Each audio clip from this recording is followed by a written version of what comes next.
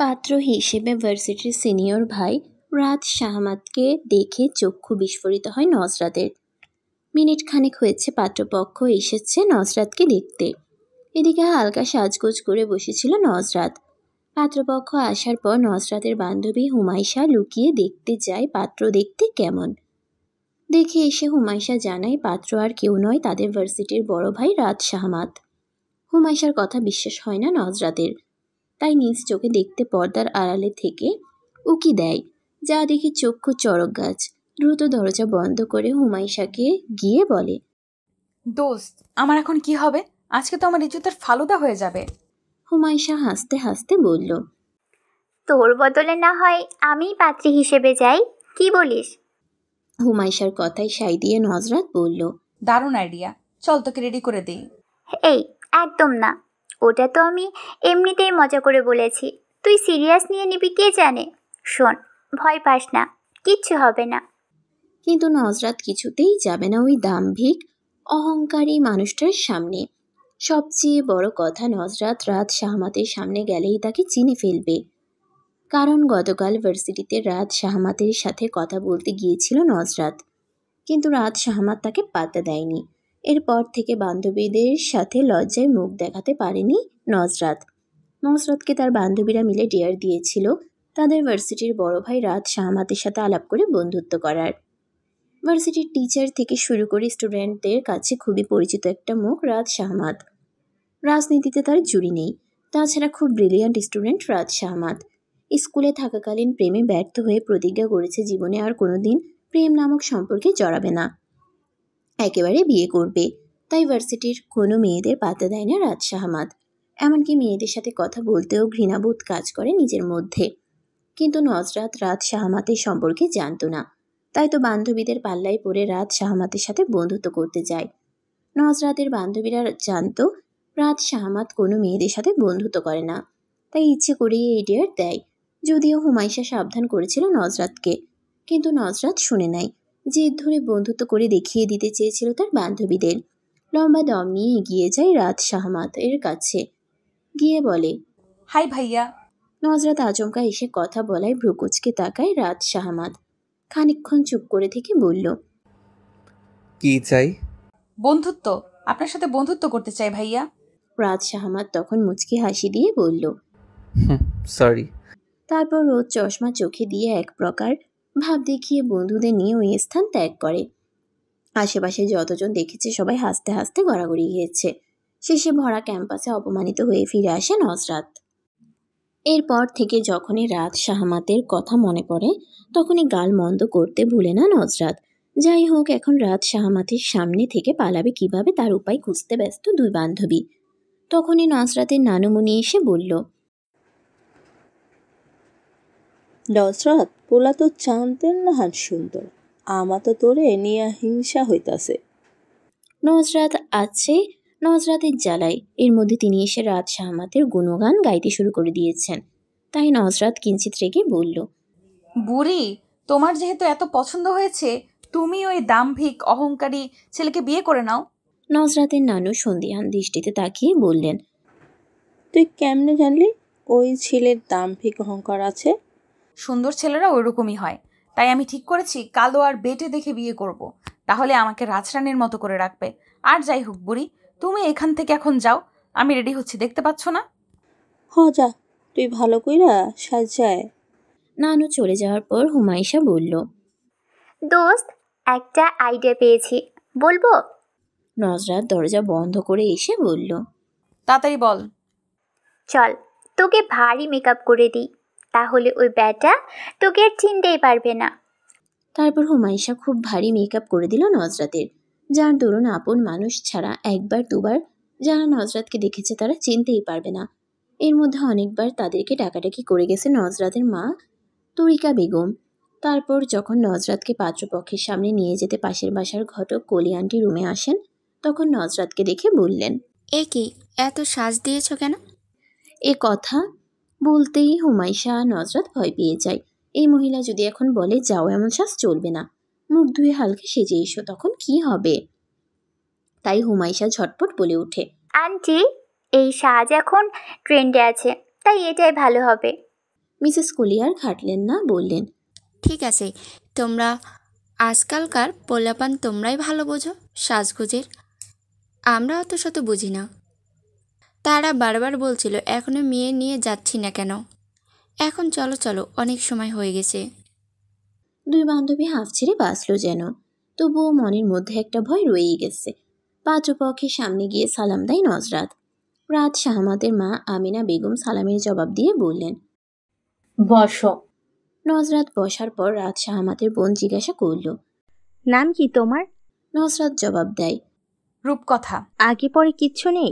নজরাতের বুক ধরফর করতে লাগলো ভয়ে, কাঁপা কাঁপা গলায় বলল, রূপকথা ইসলাম। মাশাআল্লাহ, সুন্দর নাম তোমার। পাত্রী দেখতে রাত শাহমাত, তার মা, খালা আর বড় বোন এসেছেন। রাত শাহমাতের খালা বোনদের মধ্যে বয়োজ্যেষ্ঠ, অনেকটা সেকেলের মানুষদের মতো। তাই নজরাতকে বললেন, তোমার ঠিকানাটা লিখে দেখাও তো মা। নজরাতের ছোট ভাই রাফি তখন দৌড়ে গিয়ে খাতা কলম নিয়ে এসে বোনকে দেয়। রাফির কাণ্ড দেখে রাত শাহমাত হাসে। রাফিকে নিজের পাশে বসিয়ে নাম আর কোন ক্লাসে পড়াশোনা করে এসব জিজ্ঞাসা করে। এদিকে নজরাত ঠিকানা লিখতে গিয়ে কলম ভেঙে যাওয়ার অবস্থা।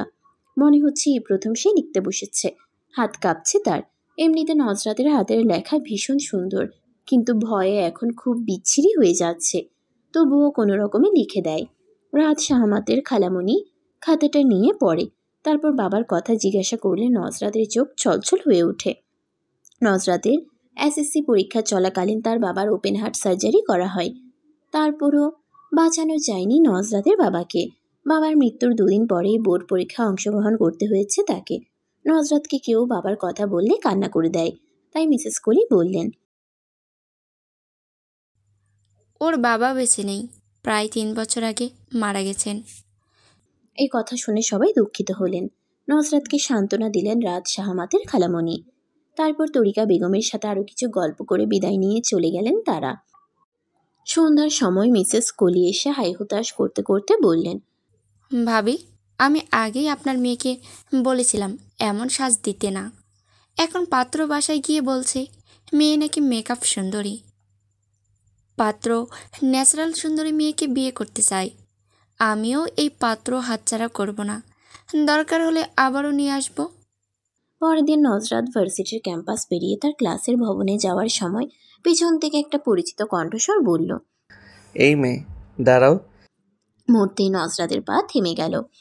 ভয়ে বুক ধরফর করতে শুরু হলো তার।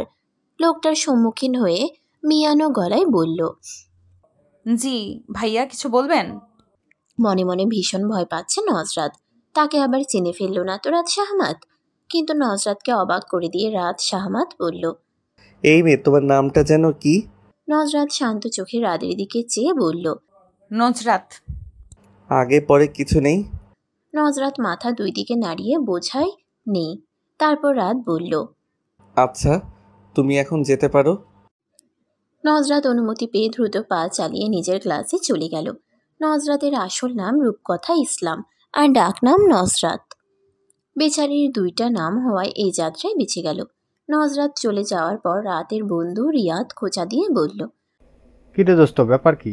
রাত ক্যান্টিনে যেতে যেতে বলল, কোনো ব্যাপার না।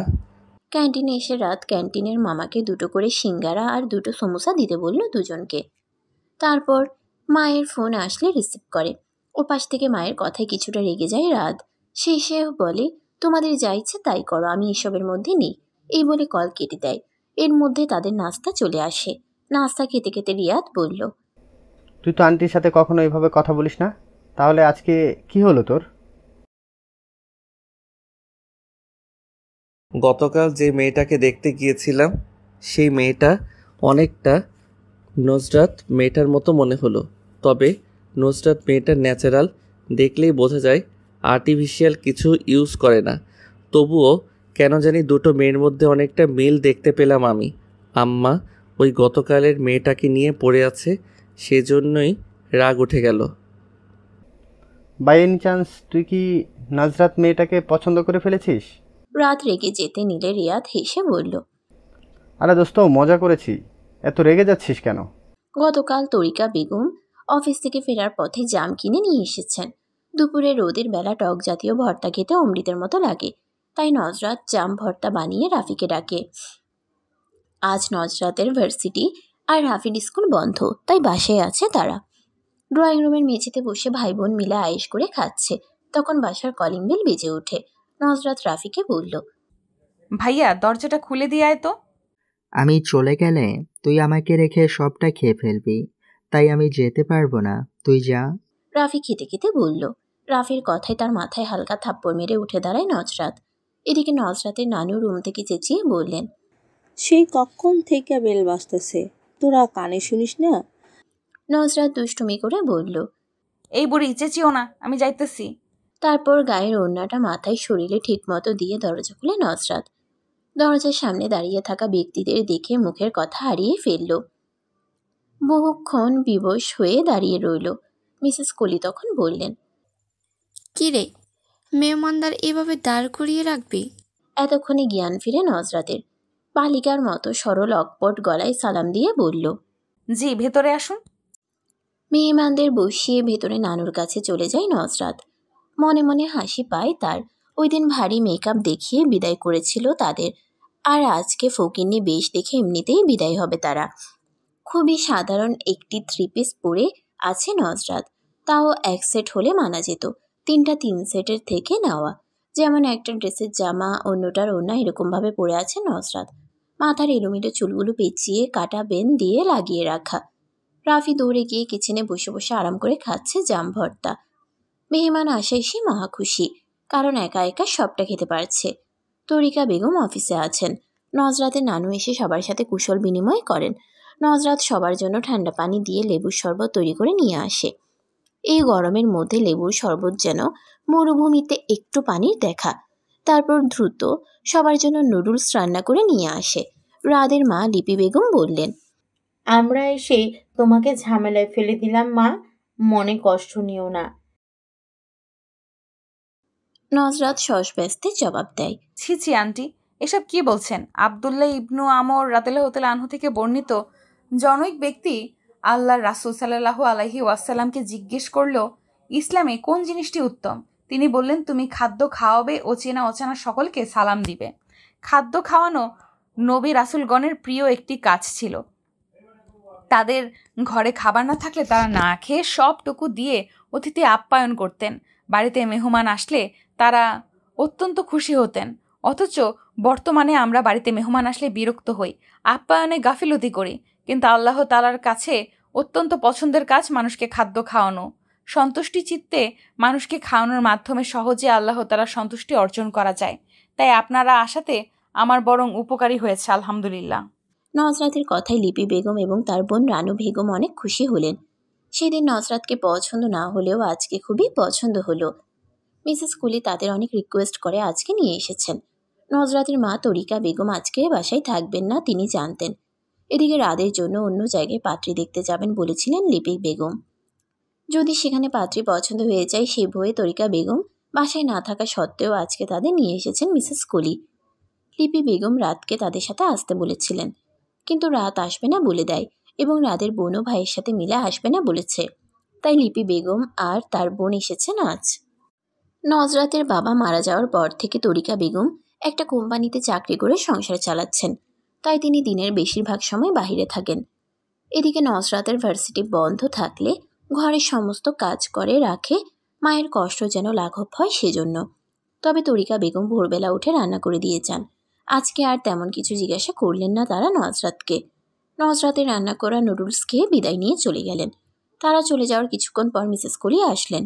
তিনি খুবই উৎফুল্ল হয়ে বললেন, খালাম্মা, আমি বলেছিলাম না মেয়ে তাদের পছন্দ হবেই হবে।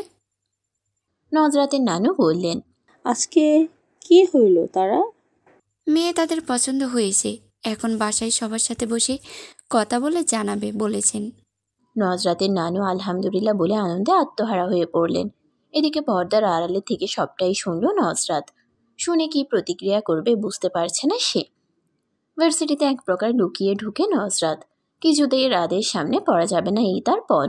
মা বলেছে এই রাত বেটার সাথেই তার বিয়ে দিবে। এদিকে ওদিকে তাকিয়ে হাঁটতে গিয়ে কারোর সাথে ধাক্কা লেগে যেতে যেতে বেঁচে যায় সে। সামনে রাত বিচক্ষণ চোখে চেয়ে থেকে বলল, কোথায় চুরি করতে যাচ্ছ? নজরাত সামান্য কম্পিত কণ্ঠস্বরে বলল, আজব, ভার্সিটিতে কেউ চুরি করতে আসে নাকি কেউ? তোমাকে দেখে তো তাই মনে হচ্ছে। আমাকে যেতে দিন। রাত পথ থেকে সরে দাঁড়ালে নজরাত এক প্রকার দূরে চলে যায়। কথায় আছে না, যেখানে বাঘের ভয় সেখানেই সন্ধে হয়। নজরাতের অবস্থাও হয়েছে সেরকম। গতকাল তরিকা বেগম অফিস থেকে বাসায় ফিরে মায়ের কাছ থেকে সমস্ত ঘটনা শুনে বলেন, ছেলে ভালো হলে এখানেই মেয়ে বিয়ে দিবেন। মেয়েকে নিয়ে বড্ড দুশ্চিন্তা তার। নজরাতের বাবা নেই, তরিকা বেগমের যদি কিছু হয়ে যায় তবে ছেলে মেয়ে দুটো রাস্তায় থাকতে হবে। তাই তিনি ভয় পান, ভালোই ভালো মেয়ের বিয়ে দিয়ে নিশ্চিন্ত হতে চান। লিপি বেগম বাসায় ফিরে বললেন, এই মেয়েকেই আমি এই বাড়ির বউ করে আনতে চাই। বসার ঘরে সবাই বসেছিল। মায়ের কথা শুনে রাত বসা থেকে দাঁড়িয়ে যায়। একটু ভেবাচাকা খেয়ে বলল, আম্মা, আমি ওই মেকআপ সুন্দরী মেয়েকে বিয়ে করব না। তাছাড়া ঠিকানা লিখতে গিয়ে কলম ভেঙে ফেলার অবস্থা ওই মেয়ের। নিশ্চয়ই প্রতি ক্লাসে ফেল করতে করতে অনার্সে ভর্তি হয়েছে। ফারুক সাহেব ছেলেকে উদ্দেশ্য করে বললেন, শান্ত হয়ে বসো, এতে উত্তেজিত হওয়ার কিছু হয়নি। আমি কথা বলছি তোমার মায়ের সাথে। বাবাকে খুব সমীহ করে চলে রাত শাহমাদ, তাই শান্ত হয়ে বসে। ফারুক সাহেব স্ত্রীকে বললেন, তোমার ছেলের যেখানে পাত্রী পছন্দ নয় সেখানে তোমার আগামাটা ঠিক হবে বলে আমি মনে করি না, কারণ বিষয়টা ওদের সারা জীবনের একসাথে থাকবে। স্বামীর কথায় লিপি বেগম একটু দমে গেলেন। দমে যাওয়া গলায় বললেন, কিন্তু তোমার ছেলে যা বলছে তার কোনো ভিত্তি নেই। মেয়েটা যথেষ্ট সুন্দরী এবং ব্যবহার অতুলনীয়। তোমার বিশ্বাস না হলে আপাকে জিজ্ঞেস করে দেখো। এখনকার মেয়েরা সুন্দর হলেও মেকআপ করতে পছন্দ করে, তাই মেয়েটা একটু মেকআপ করে। এটা বড় রকমের সমস্যা ধরে নেওয়ার কোনো মানে হয় না। আর যদি মেকআপ এতই সমস্যা, তাহলে আমি বলে দেব যেন মেকআপ না করে। স্ত্রীর যুক্তিতে ফারুক সাহেব ভাবালু গলায় বললেন, তুমি তো বেশ ইসলামের রীতিনীতি মেনে চলো, তাহলে একটা ধার্মিক মেয়েকে কেন দেখছো না ছেলের জন্য? তোমাদের কথা মতো বোঝাই যাচ্ছে মেয়েটা ততটা ধার্মিক বা পদ্মাশীল নয়। মেয়েটা পর্দাশীল না হলেও ইসলামের জ্ঞান রাখে। আমি ওকে নিজ হাতে শিখিয়ে নেব ইনশাআল্লাহ। বাবা মায়ের কথার মাঝে রাত বলে উঠল, পড়াশোনাটাও কি শিখিয়ে দিবে আম্মা? পড়াশোনা না জানলে মেয়েটা বোর্ড পরীক্ষায় অংশগ্রহণ বা বোর্ড পরীক্ষায় উত্তীর্ণ হতে পারতো না। তোমার মতো বাহ্যিক দিক বিবেচনা করে আমি কোনো কাজ করি না। মেয়েটা সেদিন সম্পূর্ণ অপরিচিত মানুষদের সামনে লিখতে গিয়ে ঘাবড়ে যায়, তাই বলে তাকে মূর্খ ভেবো না। গতকাল ওদের বাসায় গিয়েছিলাম, ওর মা ছিল না, অথচ কি সুন্দর করে মেয়েটা আমাদের আপ্যায়ন করলো। এরকম নম্র ভদ্র মেয়ে আমার বাড়ির বউ হওয়ার যোগ্য। তোমার জন্য বিয়েটা করে নিব, কিন্তু এতে ভালো থাকবো কিনা জানি না। এই বলে প্রস্থান করে রাত। সাথে রাতের বড় বোন জান্নাতও মায়ের উপর ভীষণ বিরক্ত। যেখানে ভাইয়ের মেয়েকে পছন্দ নয় সেখানে মা কেন এত বাড়াবাড়ি করছে সে বুঝতে পারছে না। তাই মাকে বলল, এখনো সময় আছে, আমার ভুল সিদ্ধান্ত নিও না। বিয়েটা একবার হয়ে গেলে তখন কিছু করা যাবে না। বিয়ের সাথে দুটো পরিবার জড়িত, এটা মনে রেখো। জান্নাত চলে যাওয়ার পর ফারুক সাহেব নির্বিকার মুখে বললেন, আমার ইচ্ছে ছিল বোনের এতিম মেয়েটাকে বউ করে আনবো, তোমার কারণেই পারছি না। লিপি বেগম অত্যন্ত দৃঢ়তার সঙ্গে বললেন, তোমার ভাগ্নি কেমন ধারা মেয়ে সে কথা বলে আমি গুনাহ করতে চাইছি না, তাই আমার সিদ্ধান্ত থেকে আমি এক চুলও সরছি না, এটা মনে রেখো। ফারুক সাহেব দীর্ঘশ্বাস ফেলে উঠে দাঁড়ালেন। যাওয়ার সময় বলে গেলেন, সে আমি খুব ভালো জানি। সবাই চলে যাওয়ার পর লিপি বেগম নীরবে বসে রইলেন। নজরাতের কথা ভাবতে লাগলেন। মেয়েটাকে তার কোনো দিক দিয়ে খারাপ বলে মনে হলো না, তবুও পরিবারের বিরুদ্ধে গিয়ে বিয়েতে আগাতে একটু দ্বিধা কাজ করছে। ভার্সিটির দোতলার রেলিং ধরে ঝুঁকে দাঁড়িয়ে আছে রাত। পাশে তাসনুভা এসে দাঁড়ায়। রাত টের পেয়েও কিছু বলে না, তার মন বিষণ্ণতায় ঘিরে আছে। তাসনুভা রাতের দৃষ্টি অনুসরণ করে তাকিয়ে বলল, ওদের মধ্যে রিলেশন চলছে, চেয়ে থেকেও লাভ নেই। রাত তাসনুভার দিকে তাকিয়ে বলল, কাদের কথা বলছিস? মুখ চোখে বিহবল ভাব তার। তাসনুভা ইশারা করে বলল, ওই যে মেয়েটার দিকে তাকিয়ে আছিস তার কথা বলছি, সামনে যে ছেলেটা ওর সাথে রিলেশনে আছে। তাসনুভার কথাই রাত ক্যাম্পাসের বটগাছটার দিকে নজর দিল। ওখানে নজরাত মেয়েটা একটা ছেলের সাথে কথা বলছে। ওদের কথাই বলল তাসনুভা, অথচ রাত তাদের এতক্ষণ খেয়ালই করেনি। রাতের সহপাঠী তাসনুভা একদিন প্রেমের প্রস্তাব দিয়েছিল রাতকে। রাত সেই প্রস্তাব ফিরিয়ে দেয়। এরপর থেকে নজরে রাখে রাত কোনো মেয়ের সাথে রিলেশনে যায় কিনা দেখার জন্য, এবং কি তাদের মাঝে ফাটল ধরানোর সিদ্ধান্ত নিয়ে রাখে। সে চায় না ভার্সিটির কোনো মেয়ে রাতকে নিজের করে পাক। তো কয়েকবার দেখলো রাত নজরাত মেয়েটার সাথে কথা বলতে, অথচ রাত অন্য কোনো মেয়েদের সাথে কথা বলে না। তাই সন্দেহ করে রাত নজরাতকে পছন্দ করে, আর তাই রাতের কাছে নজরাতকে খারাপ সাজাতে বলল। নজরাত যেই ছেলেটার সাথে কথা বলছে সেই ছেলেটি নজরাতের বয়ফ্রেন্ড। একই তো মুড অফ, তার উপর তাসনোবার এসব বাজে বাজে কথা। মেজাজটা চওড়া হয়ে উঠল রাদের। তাই মুখটা একটু গম্ভীর করে বলল, ওই মেয়ের ব্যাপারে জানতে চেয়েছি আমি। এমনিতেই বললাম আর কি। তারপর চোরা চোখে রাদের দিকে তাকায়। রাত বিরক্ত হয়ে আর কিছু না বলে চলে যায় এখান থেকে।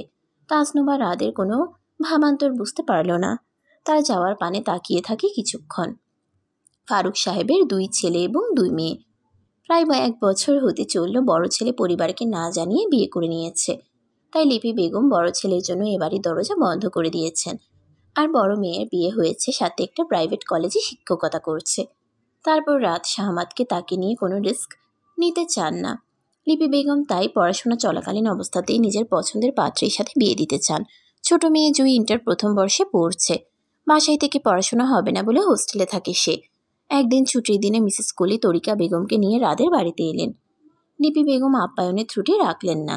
জান্নাত তো মায়ের সাথে সাথে সবকিছু এগিয়ে দিল। তারপর বিয়ের কথা উঠলে লিপি বেগম বললেন, আমার ছেলের পড়াশুনো এখনো শেষ হয়নি, জানেন তো আপা। তবে কয়েক মাস পরেই ওর মাস্টার্স ফাইনাল পরীক্ষা। তাই আমি চাইছিলাম এখন বিয়েটা হয়ে থাকবে, 6 মাস পর আমি বউ সাজিয়ে ঘরে তুলব। এখন আপনার মতামত কি? লিপি বেগমের কথায় তরিকা বেগম একটু ভাবুক হয়ে বসে রইলেন। তখন মিসেস কলি চাপা জরুরি গলায় বললেন, ভাবি কিছু কথা বলছেন না যে? এমন ছেলে কিন্তু লাকি একটা, মোটেও হাতছাড়া করা যাবে না। তরিকা বেগম মলিন একটু হেসে লিপি বেগমের উদ্দেশ্যে বললেন, আপনি কিছু মনে করবেন কিনা বুঝতে পারছি না। আপা মেয়েটার বাবা নেই জানেন তো, তাই আমার মায়ের সাথে একটু কথা বলে সিদ্ধান্ত জানাতে চাইছিলাম। লিপি বেগম সস্পেস্তে জবাব দেন, অবশ্যই, কেন নয়। উনি তো আপনার বাসার বয়োজ্যেষ্ঠ। ওনাকে ছাড়া আপনার একা সিদ্ধান্ত নেওয়া উচিত হবে না। আমারই ভুল হয়েছে আপা। ফারুক সাহেব বাহির থেকে আসলে লিপি বেগম ওনাকে ডেকে তরিকা বেগমের সাথে পরিচয় করিয়ে দিলেন। ফারুক সাহেব এই সম্বন্ধতে খুশি না থাকলেও খুবই ভালো ব্যবহার করলেন পাত্রীর মায়ের সাথে। তারপর রাত শাহমাদকেও ডেকে আনলেন লিপি বেগম। রাত এসে ভদ্রতার সহিত সালাম দিল। মায়ের কথায় কোনার দিকে একটা সোফায় বসে রইল চুপচাপ। বেশ কিছুক্ষণ পর তরিকা বেগম লক্ষ্য করলেন রাত বড়দের মাঝে থেকে আনইজি ফিল করছে। তাই তিনি বললেন, আচ্ছা বাবা, তুমি যেতে পারো। রাত যেন হাঁফ ছেড়ে বাঁচল। যাওয়ার সময় সালাম দিয়ে চলে গেল। কিছু দূর গিয়ে অনুচ্চ স্বরে বলল, আম্মার বাচ্চা আম্মা। জান্নাত শুনতে পেয়ে বলল, আমার বাচ্চা তুই তো। তারপর মৃদু একটু মজা পাওয়ার হাসি হাসলে রাত বলল, আমার এই করুণ দশা দেখে তুই হাসছিস? দেখ ভাই, আমি কিন্তু যথেষ্ট তোর হয়ে কথা বলেছি। এখন যখন তুই ফেসেই গেছিস তখন সবটা হাসি মুখে মেনে নেওয়াই বেটার। রাত মন খারাপ করে চলে যায় নিজের রুমে। জান্নাত বুঝতে পারছে ভাইয়ের অবস্থা, কিন্তু এ বাসায় তার মায়ের উপর কেউ কথা বলতে পারে না। তাই চুপচাপ মেনে নেওয়া ছাড়া কোনো উপায় নেই। শুধু এ বাসা নয়, তার শ্বশুর বাড়িতেও তার শাশুড়ির কথাই শেষ কথা হয়, যার কারণে তার স্বামীর সাথে বেশিরভাগ সময় ঝগড়া হয়। ভদ্রমহিলা চান না জান্নাত চাকরি করুক, এইসব নিয়েই ঝগড়ার শুরু। যাই হোক, তরিকা বেগম আজকের মতো বিদায় নিয়ে চলে গেলেন। বাসায় গিয়ে মায়ের সাথে সবকিছু বললেন। তঞ্জবের নেশা মেয়ের মুখে পাত্র সম্পর্ক শুনে বললেন, শুন, যেই বিয়েতে ছেলের মা সবচেয়ে বেশি আগ্রহী প্রকাশ করে সেই বিয়ে ভালোই হয়। এমন শাশুড়িরা একসময় শাসন করে, আবার একসময় অনেক আদর যত্ন রাখে ছেলের বউরে। আমার কাছে সম্বন্ধটা ভালোই মনে হয়েছে। তুই ভাববে তা কি করবি? মা আর নানুর কথা কিছুটা শুনে নজরাত এসে বলল, আম্মু আমি এই বিয়ে করব না। মেয়ের কথায় তরিকা বেগম উঠে দাঁড়ান। চিন্তিত হয়ে জিজ্ঞেস করেন, তোর কি কারোর সাথে সম্পর্ক আছে? না আম্মু, ওসব কিছু না, কিন্তু এই ছেলেকে আমি বিয়ে করতে পারবো না। এই ছেলেকে নিয়ে কি সমস্যা তোর? এই ছেলে আমাদের ভার্সিটিতে পড়ে, খুবই অহংকার ওনার, কারো সাথে কথা বলতে চায় না। কেন, তুই কথা বলতে গিয়েছিলি নাকি? মায়ের কথা শুনে লজ্জায় পড়ে যায় নজরাত। মিনমিনে গলায় বলে, আম্মু বাদ দাও না, আমার এই ছেলেকে ভালো লাগে না, বুঝতে পারছো না কেন? এখানে তোর সমস্যা, ওই ছেলের তো কোনো সমস্যা দেখতে পাচ্ছি না।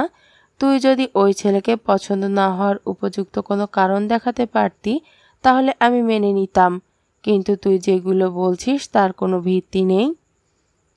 তারপর তঞ্জুমের নেশার দিকে তাকিয়ে বললেন, আম্মা, আমি সিদ্ধান্ত নিয়েছি, আমি এখানেই মেয়ের বিয়ে দিব।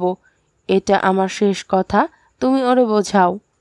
তরিকা বেগম চলে যাওয়ার পর বৃদ্ধা নাতনিকে নিজের কাছে বসিয়ে মাথায় হাত বুলিয়ে দিতে দিতে বললেন, শোন নাতনি, পোলারা যতই দাম দেখাক বউয়ের কাছে তারা বিলাইয়ের মতো, বুঝলি? বউয়ের কাছে তারা চাইলেও দাম দেখাইয়া পালতে চলতে পারে না। বাইরে সবার কাছে একটু দাপট দেখাইলে চলা লাগে। এরই মধ্যে একটু মানুষের ব্যক্তিত্ব বোঝা যায়। আজ যদি পলায়। নানু, পোলা শুনতে কেমন যেন লাগছে, ছেলে বলো। আচ্ছা শোন, আজ যদি ছেলেটা মাইয়াগো লগে কথাই কইয়া বেড়াইতো, রাস্তাঘাটে মাইয়াগো দেখলে গান ধরতো, তখন কিন্তু তোর ভালো লাগতো না। তখন তুই কইতে ছেলেটার চরিত্রে দোষ আছে। শোন নাতনি, আমি বলি কি, এমন পুরুষরাই এক নারীতে আসক্ত হয়। তুই আর আমোদ করিস না, রাজি হইয়া যা। তরিকা বেগম মিসেস কলি বেগমের মাধ্যমে জানিয়ে দিয়েছেন যে তিনি এই বিয়েতে রাজি। শুনে লিপি বেগম ভীষণ খুশি হয়েছেন। বাসায় সবার সাথে কথা বলে 2 সপ্তাহ পরে বিয়ের তারিখ নির্ধারণ করে জানিয়েছেন। এর মাঝে একবার এসে নজরাতকে আংটি পরিয়ে দেন লিপি বেগম। রাত শাহমাদকে সাথে আসতে বলেছিলেন, কিন্তু রাত আসতে রাজি হয়নি। তাই ফারুক সাহেব তার ছোট মেয়ে জুইকে নিয়ে আসেন তিনি। হবু ভাবিকে দেখে জুইয়ের ভীষণ পছন্দ হয়। একদিনেই ভাব করে নেয় নজরাতের সাথে। তারপর যাওয়ার সময় নজরাতের ফোন নাম্বার নিয়ে যায়। নজরাতের মন ভালো নেই আজ, তাই বিকেলবেলা হুমাইসাকে নিয়ে ঘুরতে যাবে বলে মাকে জানায়। তরিকা বেগম বারবার বলে দিয়েছেন সন্ধ্যার আগে যেন বাসে ফিরে আসে। নজরাত বলেছে ফিরে আসবে। হুমাইসাকে তৈরি হতে বলে নিজে তৈরি হতে শুরু করে নজরাত। এর মাঝে তরিকা বেগম অফিস থেকে কল করে জানায় আজকে লিপি বেগম বিয়ের শপিং করতে বের হবেন। তার সাথে করে নজরাতকে নিয়ে যেতে চান, যেন নজরাতের পছন্দ মতো কেনাকাটা করতে পারেন।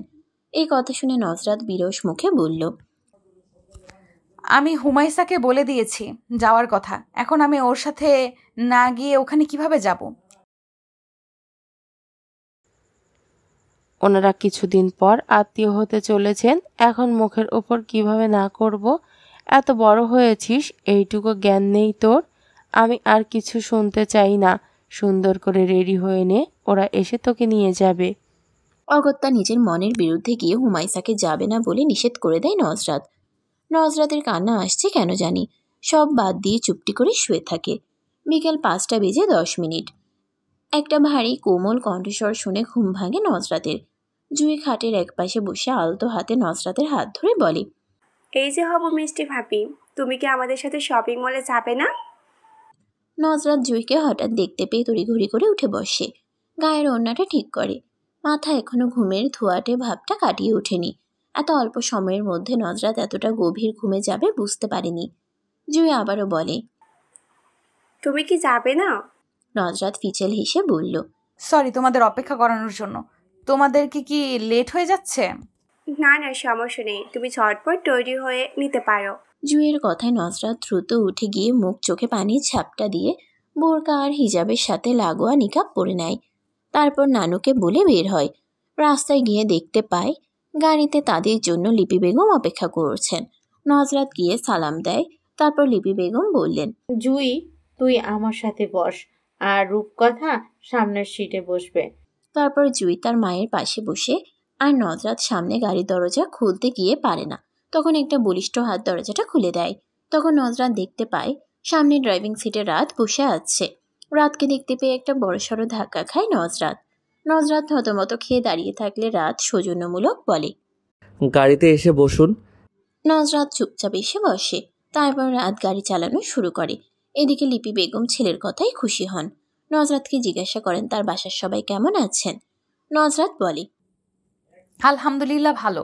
আন্টি, আপনার বাসায় সবাই কেমন আছে? আলহামদুলিল্লাহ, আলাকুল্লি হাল। গাড়িতে সবাই চুপচাপ থাকলেও জুই নজরাতকে জিজ্ঞাসা করে নজরাতের কি কালার পছন্দ। নজরাত জানালার পাশে আড়ষ্টভাবে বসে আছে। জুইয়ের কথায় পিছন ফিরে তাকিয়ে বলল, আমার পিঙ্ক কালার পছন্দ। ও আচ্ছা, আর ভাইয়ার হোয়াইট কালার পছন্দ। আচ্ছা, তুমি সাজতে পছন্দ করো বা নিজে সাজাতে পারো? জুইয়ের এই প্রশ্নে রাত আর চুপ করে থাকতে পারল না, ভ্রুকুটি করে বলল, সে আর বলতে, উনি তো সাজগোজে পিএইচডি করেছেন বোধহয়। রাতের কথায় জুই এক্সাইটেড হয়ে বলল, ভাইয়া তুই কি করে জানলি? তোরা কি একে অপরকে আগে থেকে জানিস? উফ, এমন হলে তো ব্যাপারটা খুবই উপভোগ হবে। রাত জুইকে ধমকের সুরে বলল, তোর মাথা, সেদিন ওনাদের বাসায় গিয়েছিলাম শুনিস নাই? তখন উনি অনেক আটা ময়দা মেখেছেন তাই বললাম। রাতের কথায় নজরাত তেজি চোখে চেয়ে রাতকে বলল, আমি মোটো আটা ময়দা মাখিনি, আপনার দেখার ভুল আছে। প্রতি উত্তরে রাত একটু বাঁকা হাসে। এদিকে নজরাত আর ছেলে মেয়েদের আলোচনাগুলো খুবই উপভোগ করছেন লিপি বেগম। মজা করে হলেও রাত যে নজরাতকে নিয়ে কথা বলছে এটা ভীষণ ভালো লাগছে তার। তিনি নিশ্চিত বিয়েটা হয়ে গেলে ওদের মধ্যে মিল মোহাব্বত হয়ে যাবে ইনশাল্লাহ। জুয়ে আবারও জিজ্ঞাসা করে নজরাত কোন ড্রেস বেশি পছন্দ করে, শাড়ি, থ্রি পিস নাকি ওয়েস্টার্ন। নজরাত বলে, থ্রি পিসে বেশি কমফোর্ট ফিল করি। আর তুমি? এখানেও রাত চাপা গলায় বলল, ভবিষ্যতে সবসময় শাড়ি পরে থাকতে হবে। এই কথা শুধু নজরাত শুনল আর কেউ শুনল না, যার ফলে নজরাত বড় বড় চোখ করে রাতের দিকে তাকায়। রাত যেন কিছুই বলেনি, এমন করে গাড়ি চালানোতে মনোযোগ দিয়ে রেখেছে। এদিকে জুই বলল, আমার শাড়ি ভালো লাগে কিন্তু নিজে নিজে পরতে পারি না। আমি তোমাকে পরিয়ে দিব ইনশাল্লাহ। আচ্ছা ঠিক আছে। শপিং মলে এসে লিপি বেগম আর জুই আগে চলে যায় দোতলায়, পিছনে থাকে নজরাত আর রাত। দোতলায় চলন্ত সিঁড়ি দিয়ে উঠতে হয়। নজরাত বেশ কয়েকবার উঠেছে চলন্ত সিঁড়িতে, তাও কেমন ভয় তার। প্রথম সিঁড়িতে পা রেখে কেঁপে উঠল। রাত পিছন থেকে বলে, সাবধানে। ব্যাপারটা নজরাতের ভালো লাগে। মেকআপের আড়ালে মুচকে হাসি সে। দোতলায় উঠে রাত অনেকটা সংকোচ বোধ করে বলল, আপনাকে একটা কথা বলার ছিল। জি বলেন। আমি দুটো টিউশনি করাই। আমি চাই আমি যে টাকা ইনকাম করি তার মধ্যে থেকেই বিয়ের শপিং করব। হয়তো এই টাকার পরিমাণ বেশি নয়। বাবা বিয়ের সম্পূর্ণ খরচের টাকা দিতে চেয়েছিলেন, কিন্তু আমি চাই না আমার বিয়ের খরচের টাকা বাবা দিক। বাবার কাছ থেকে টাকা নিয়ে বিয়ে করব, এখানে নিজেকে খুব ছোট মনে হচ্ছে। তাই নিজের বিয়ের খরচের টাকা স্বল্প হলেও নিজেই দিতে চাইছি। এতে করে আমি ভীষণ তৃপ্তি পাবো, যা বাবার টাকায় পাবো না। স্বল্প মূল্যে কেনাকাটা করতে আপনার কি খারাপ লাগবে? আমি যখন ভালো ইনকাম করব তখন আপনার সব ইচ্ছা পূরণ করার চেষ্টা করব ইনশাল্লাহ। রাতের কথায় থম মেরে দাঁড়িয়ে থাকে নজরাত। এই মানুষটাকে আজকে ভীষণ নিজের বলে মনে হচ্ছে, খুব আপন আপন লাগছে। এমন কাউকেই তো সেই জীবনসঙ্গী হিসেবে চেয়েছিল। তাহলে কি আল্লাহ তার মনের ইচ্ছা পূরণ করেছেন? আনন্দে যেন চোখে পানি চলে আসছে। বাবা চলে যাওয়ার পর আর কেউ এমন করে তাকে বলেনি যে আমি তোমার সব ইচ্ছা পূরণ করার চেষ্টা করব। সাথের মানুষটা ভালো হলে ডাল ভাত দিয়েও অনায়াসে জীবন কাটিয়ে দেওয়া যায়। নজরাত মনে মনে বলল, এই মানুষটাকে সে খুব যত্ন করবে, মনের মনে কোঠায় আগলে রাখবে আমৃত্যু। নজরাতকে চুপ করে দাঁড়িয়ে থাকতে দেখে রাত ইতস্তত বোধ করে বলল, আপনি কি আমার কথায় রেগে গেলেন? না, রাখবো কেন? কিছু বলছেন না যে, তাই ভাবলাম বোধহয় রেগে গেলেন। আপনার সিদ্ধান্তের সাথে আমি একমত। আজকে তাহলে আপনার পছন্দের সব কিছু কেনা হোক। রাত অবাক হয়ে বলল, আমার পছন্দে? জি, আজকে আপনি আমার জন্য যাই পছন্দ করবেন তাই আমি আনন্দে গ্রহণ করব ইনশাল্লাহ। তারপর রাত মুচকি হেসে বলল, আচ্ছা চলুন তাহলে। প্রথমে তারা শাড়ির দোকানে যায়। ওখানে লিপি বেগম আর জুই অপেক্ষা করছে তাদের জন্য। দোকানে বিয়ের অনেক শাড়ি বের করলেন। তারা তিনজন মিলে দেখছে। রাত তখন হাত ভাঁজ করে একপাশের দেয়ালের সাথে হেলান দিয়ে দাঁড়িয়ে আছে। লিপি বেগম বারবার নজরাতকে জিজ্ঞাসা করে, এটা পছন্দ হয়, ওটা পছন্দ হয়। তখন নজরাত রাতের দিকে তাকায়। রাত মাথা নেড়ে না বললে নজরাতও না বলে। একসময় লিপি বেগম বুঝতে পেরে উঠে গিয়ে ছেলেকে টেনে এনে তুলে বসিয়ে দেন। তারপর বলেন, তোর যখন আমাদেরগুলো পছন্দ হয় না তখন নিজেই নিজের বউয়ের জন্য পছন্দ কর। এমন তরল সম্বোধন শুনে লজ্জায় মরমে মরে যায় নজরাত। মাথা নিচু করে বসে থাকে সে। এদিকে রাত অনেকগুলো শাড়ি ঘাটাঘাটি করার পর একটা লাল জামদানির শাড়ি, যার মধ্যে সোনালি জরির কাজ করা, এটা তার পছন্দ হয় এবং গায়ের মূল্য দেখে সে তার বাজেটের সাথে মিলিয়ে এটাই পছন্দ করে নেয়। এটার সাথে মিলিয়ে দোপাট্টা নিয়ে তারপর সবাইকে বলে দোকানিকে এটা প্যাকেট করতে বলে। তারপর মা আর 2 বোনের জন্য 3টা শাড়ি পছন্দ করে, এগুলোও প্যাকেট করতে বলে দোকানিকে। তারপর 3 পিসের দোকানে আসে তারা। এখানেও রাত পছন্দ করে 3টা 3 পিস নজরাতের জন্য। তারপর কসমেটিক্স নেয় শুধু পিঙ্ক কালার একটা লিপস্টিক আর একটা কাজল, আর কোনো মেকআপ আইটেম নেয় না। রাত মেকআপ একদম পছন্দ করে না, সেটা খুব ভালোভাবেই নজরাত বুঝতে পারে আজকে, তাই কিছু বলে না। অবশ্য তারও মেকআপ তেমন পছন্দ নয়, সেদিন বিপদে পড়ে অতটা ইউজ করেছিল। তারপর মেয়েলি আইটেম যেমন চিরুনি, সাবান, শ্যাম্পু ইত্যাদি জিনিসপত্র নিয়েই তাদের কেনাকাটার সমাপ্তি ঘটল। সবশেষে লিপি বেগম সবাইকে নিয়ে একটা রেস্তোরাঁয় যেতে চান। রেস্তোরাঁর কথা শুনে নজরাত ভয় পেয়ে যায়। রেস্তোরাঁয় খেতে গেলে অবশ্যই তাকে নিকাব উন্মুক্ত করতে হবে। আজকের এই সুন্দর দিনটাতে কিছুতেই সে রাতের মুখোমুখি হতে চাইছে না। যদি রাত কোনো সিন ক্রিয়েট করে তাই ভয় পাচ্ছে সে। লিপি বেগমকে বুঝিয়ে বলে, অনেক রাত হয়ে গেছে আন্টি, আজকে বাসায় যাওয়া উচিত, সবাই দুশ্চিন্তা করবে, আমাকে মাফ করুন আন্টি। তারপর রাত বলল, তাহলে খাবার পার্সেল করে দিতে বলবো। লিপি বেগম সাই দিয়ে বললেন, হ্যাঁ তাই ভালো হবে। তারপর একটা রেস্তোরাঁয় গিয়ে 2 বাড়ির জন্য কাচ্চি বিরিয়ানি পার্সেল করে দিতে বলে রাত। নজরাত তখন জানতো না যে তার বাসার জন্য খাবার পার্সেল করা হয়েছে। যখন নজরাতের বাসার কাছে আসে তখন নজরাত সবাইকে বলে তাদের বাসায় যাওয়ার কথা, কিন্তু লিপি বেগম বলেন, আজ নয়, অনেক রাত হয়ে যাচ্ছে। তারপর নজরাত রাতকে ছোট্ট করে বলে, আসছি। রাত গাড়ি থেকে নেমে খাবারের পার্সেল নজরাতকে নিতে বললে নজরাত অবাক হয়ে বলল, এসব কেন? আপনি তো কিছু খেলেন না, সেজন্য পার্সেল করে দিতে বলেছি, নিন ধরুন। নজরাত আর না করতে পারল না, পার্সেলগুলো হাতে নিল। তারপর সালাম দিয়ে বাসায় চলে যায়। আজকে শুক্রবার, একটা ভালো দিন, নজরাত আর রাতের শুভ বিবাহ। গতকাল হুমাইশা নজরাতের 2 হাত ভর্তি করে মেহেদি দিয়ে দিয়েছে। মেয়েটা খুব সুন্দর ডিজাইন করতে পারে। সকাল 10:17 নজরাত মাত্র ঘুম থেকে উঠে হাতের মেহেদিগুলো দেখছে।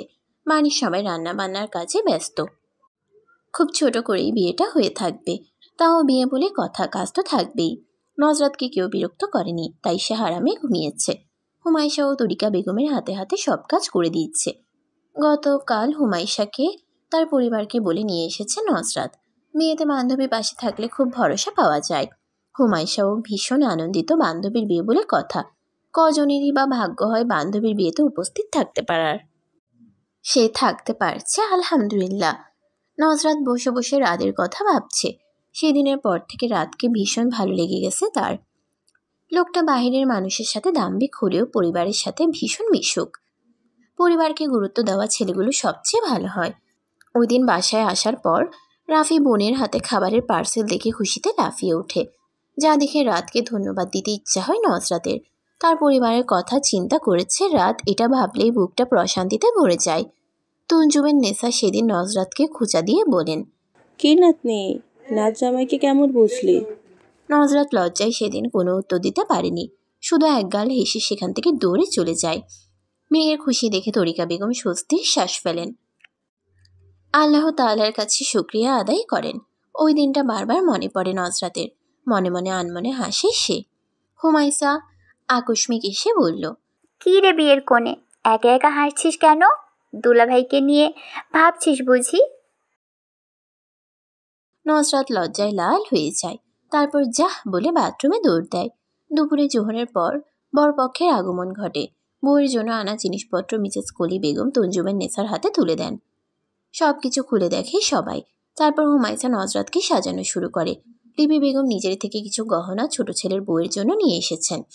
আজকে ছেলের সামর্থ্য নেই, কিন্তু একদিন হবে ইনশাল্লাহ। ততদিন কি নতুন বউ খালি থাকবে? কখনো না। তাই লিপি বেগম নিজের থেকে কানের দুল আর গলার কণ্ঠহার দিয়েছেন, আর নাকের ফুলের টাকা রাত দিয়েছে। হাতে আপাতত গোল্ড প্লেট পরলেই হবে। আল্লাহ তাআলা কোনোদিন রাতের দেওয়ার তৌফিক দান করলে তখন কিনে দিবেন। আজকেও ভারী মেকআপ করে দিল নজরাতকে। বিয়ের দিন ভারী মেকআপে বিয়ের সাজ ফুটে ওঠে। আজকে কেউ কিছু বলবে না, এই একটা দিনই তো মেয়েরা মন ভরে সাজে। লাল জামদানি, দোপাট্টা, গহনা, মেকআপ সবকিছু মিলিয়ে ভীষণ সুন্দর লাগছে নজরাতকে। তার থেকে চোখ ফেরানো দায়। সাজানোর শেষে দুই বান্ধবী কিছু ছবি তুলে নেয় স্মৃতি ধরে রাখতে। তারপর জান্নাত তারা জুইও কিছু তুলে। ছবি তোলার শেষে জুই রাদের কাছে ফোন দেখিয়ে বলল, ভাইয়া দেখ ভাবিকে কি কিউট লাগছে, মাশাল্লাহ। রাত বেশ কিছুক্ষণ তাকিয়ে রইল, কিন্তু মুখে কিছু বলল না। খাওয়া দাওয়া শেষ করে বিয়ে শুরু করা হয়। প্রথমে রাদের মুখে কবুল পরিয়ে কাবিন নামাতে সাইন করতে দেওয়া হলো। রাত সাইন করার পর নজরাতকে কবুল বলতে বলা হলে তার মুখ দিয়ে যেন শব্দটা বের হচ্ছে না এই মুহূর্তে। মনে হয় শব্দটা বুঝে অনেক কঠিন। এদিকে সবাই বলতে বলছে। হুমায়শা পাশে থেকে বলছে, বান্ধবী বলে দে, সবাই অপেক্ষা করছে। তারপর অনেক কষ্টে শব্দটা উচ্চারণ করে সে। যে বিয়ে করেছে সেই জানে তখন কতটা কঠিন মনে হয় এই ছোট্ট শব্দটা। তারপর সাইন করতে গিয়ে রাদের সাইন দেখতে পাই। সেদিকে কিছুক্ষণ তাকিয়ে থেকে কাপা কাপা হাতে কলমে নিজেকে সম্পূর্ণ লিখে দেয় তার স্বামী নামক মানুষটার নামে। তারপর দুজনকে একসাথে বসিয়ে একে অপরকে মিষ্টি খাইয়ে দিতে বলা হয়। প্রথমে রাত নজরাতের মুখে মিষ্টি তুলে দিল, তারপর নজরাত দিল। আশেপাশের পরিচিত মানুষরা বিয়ে দেখতে এসেছিল। তারা মিষ্টি মুখ করে যারা পান খায় তারা পান খেয়ে পরে সন্ধ্যা হয়ে যাচ্ছে বলে বাসায় চলে যায়। তাছাড়া যে কজন বিয়ের নিমন্ত্রণে আসে তারাও চলে যায়। শেষে নজরাত আর রাতকে রেখে বাসার লোকজন রুম ছেড়ে বেরিয়ে যায়। রুমে বসে থাকে নবদম্পতি। নীরবতা কাটিয়ে রাত প্রথমে বলে, আপনাকে কিন্তু ভীষণ সুন্দর লাগছে আজ। স্বামীর মুখে নিজের প্রশংসা শুনে লজ্জায় মরমে মরে যায় নজরাত। লজ্জায় মাথা তুলে তাকাতে পারে না সে। নজরাতকে চুপ থাকতে দেখে রাত বলে, আমাকে দেখে বললেন না তো কেমন লাগছে? অবশ্য আমাকে দেখে সব মেয়েরাই বলে আমি সুদর্শন পুরুষ। রাদের মুখে কথা শুনে কটমট দৃষ্টিতে তার দিকে তাকায় নজরাত, যা দেখে ভীষণ মজা পায় রাত। তারপর হাসি থামিয়ে বলে, আচ্ছা আপনি তো আমার ছোট, আমি তুমি করেই বলি কেমন? জি আচ্ছা। আচ্ছা তাহলে আজকে চলে যাচ্ছি, ভালো থেকো। রাত চলে যাবে বলায় মন খারাপ হয়ে গেল নজরাতের, যা বুঝতে পারে রাত। তাই নজরাতকে সান্ত্বনা দিতে বলল, বিয়েতে বিশ্বাস করি আমি, বিয়েটা মোটেও ছেলে খেলা নয়। বিয়ে যখন করেছি তখন তোমার সব দায়িত্ব আমার। আমি চেষ্টা করব আমার দায়িত্ব পালন করার। ইনশাআল্লাহ তোমার মোহরানার টাকা পরিশোধ করে তবেই আমি তোমাকে সম্পূর্ণ আমার করে নিব ইনশাআল্লাহ। মন খারাপ করো না, খুব শীঘ্রই দেখা হবে আমাদের ইনশাআল্লাহ। তারপর রাত উঠে চলে যেতে গিয়েও ফিরে এসে বলল, আমাদের একটা ছবি তুলে রাখা উচিত, তাই না? এই দিনটা তো কখনো ফিরে আসবে না। তারপর সেলফি তুলে আল্লাহ হাফেজ বলে বেরিয়ে যায় রাত। বসার ঘরে গিয়ে বাবাকে বলে, বাবা রাত বেড়ে যাচ্ছে, আমাদের যাওয়া উচিত। জান্নাত রাদের পাশে বসে চাপা গলায় বলল, তুই চলে গেলে রূপকথার মন খারাপ হবে না? তুই না হয় আজকে থাক এখানে। রাত না বোঝার ভান করে বলল, মন খারাপের কি আছে? আছে অনেক কিছুই, তুই বুঝবি না। রাত মোহরানার টাকা পরিশোধ করে তবেই স্ত্রীকে স্পর্শ করার কথা ভেবেছে। কিন্তু রাদের মনের কথা কেউ জানে না। লিপি বেগম ভেবেছিলেন আজকে রাত থাকবে এখানে। এমনিতেই তার ইচ্ছায় বিয়েটা হয়েছে, তাই তিনি আর জোর করতে পারলেন না। সব কিছুতেই জোর করা উচিত কাজ নয়। তরিকা বেগমকে বললেন, আপা কিছু মনে করবেন না, আসলে ও একেবারে বউকে সময় হলে তুলে নিয়ে যেতে। সম্পূর্ণ কথা শেষ করার আগেই তরিকা বেগম বললেন, আমি কিছু মনে করছি না আপা, বিয়ে হয়েছে, এখন ওরা যেটা ভালো মনে করে সেটাই হবে। আমাদের এখানে হস্তক্ষেপ করা ঠিক না। হ্যাঁ অবশ্যই। আচ্ছা আজকে তাহলে আমরা বিদায় নিচ্ছি। আচ্ছা, আবার সবাইকে নিয়ে আসবেন ইনশাআল্লাহ। আপনারাও যাবেন কিন্তু। ইনশাল্লাহ। তারপর সবাই নজরাতের সাথে কথা বলে বিদায় নিয়ে চলে যায়। নজরাত একা ঘরে স্তব্ধ হয়ে বসে থাকে। কেমন যেন সব ফাঁকা ফাঁকা লাগছে তার, যেন কিছু হারিয়ে গেছে। হুমায়শা আজকে ওর সাথে থাকলে ভালো হতো। মেয়েটার মা অসুস্থ, তাই আজকে আর থাকতে পারলো না। ঘন্টা খানেক পর তরিকা বেগম মেয়ের খোঁজ নিতে সময় পান। এত সময় ঘর গোছাতে ব্যস্ত ছিলেন। মেহমান চলে যাওয়ার পর ঘর গোছালো হয়ে থাকবে, এটা স্বাভাবিক। তাই কিছুটা পরিষ্কার করে মেয়ের কাছে এসে বসলেন। নজরাত দুই হাঁটুতে থুতনি রেখে বিছানায় আঁকিবুকি করছে। তখন তরিকা বেগমের কথায় মাথা তুলে তাকায়। কি রে মা, মন খারাপ লাগছে? কই না তো। তাহলে এভাবে বসে আছিস কেন? শাড়ি গহনা খুলে সুতি 3 পিস পরে নে, আরাম লাগবে। যাচ্ছি আম্মু। আচ্ছা যা, আমি তোর জন্য কিছু একটা নাস্তা বানিয়ে আনি। না আম্মু, তুমি এখন রেস্ট নাও। সারা দিন কত ধকল গেল তোমার। তাহলে তোর শ্বশুর বাড়ি থেকে যে মিষ্টি আনা হয়েছে সেই মিষ্টি নিয়ে আসি। তোর তো ছানার মিষ্টি পছন্দ। মিষ্টি খেয়ে একটু শুয়ে থাক, ভালো লাগবে। পরে উঠে রাতের খাবার খাবি। তারপর তরিকা বেগম চলে যাওয়ার পর নজরাত শাড়ি চেঞ্জ করে 3 পিস পরে ফ্রেশ হয়ে আসে। এখন খুব হালকা লাগছে নিজেকে। রাত 11:30। নজরাত এশারের নামাজ পড়ে খাবার খেয়ে শুয়ে শুয়ে ফেসবুক স্ক্রল করছে। এমন সময় অপরিচিত নাম্বার থেকে কল আসে। কল রিসিভ করে সালাম দিল নজরাত। ও পাশ থেকে সালামের জবাব দিয়ে বলল, আমি রাত বলছি। নজরাত ক্ষীণ একটু হেসে বলল, জানি। কি করে জানলে? এমনিতেই বুঝতে পেরেছি। আচ্ছা, কি করছিলে? এই তো ফোন স্ক্রল করছিলাম। আপনি কি করছেন? এই প্রশ্নটা করে নজরাত নিজেই বোকা বনে গেল।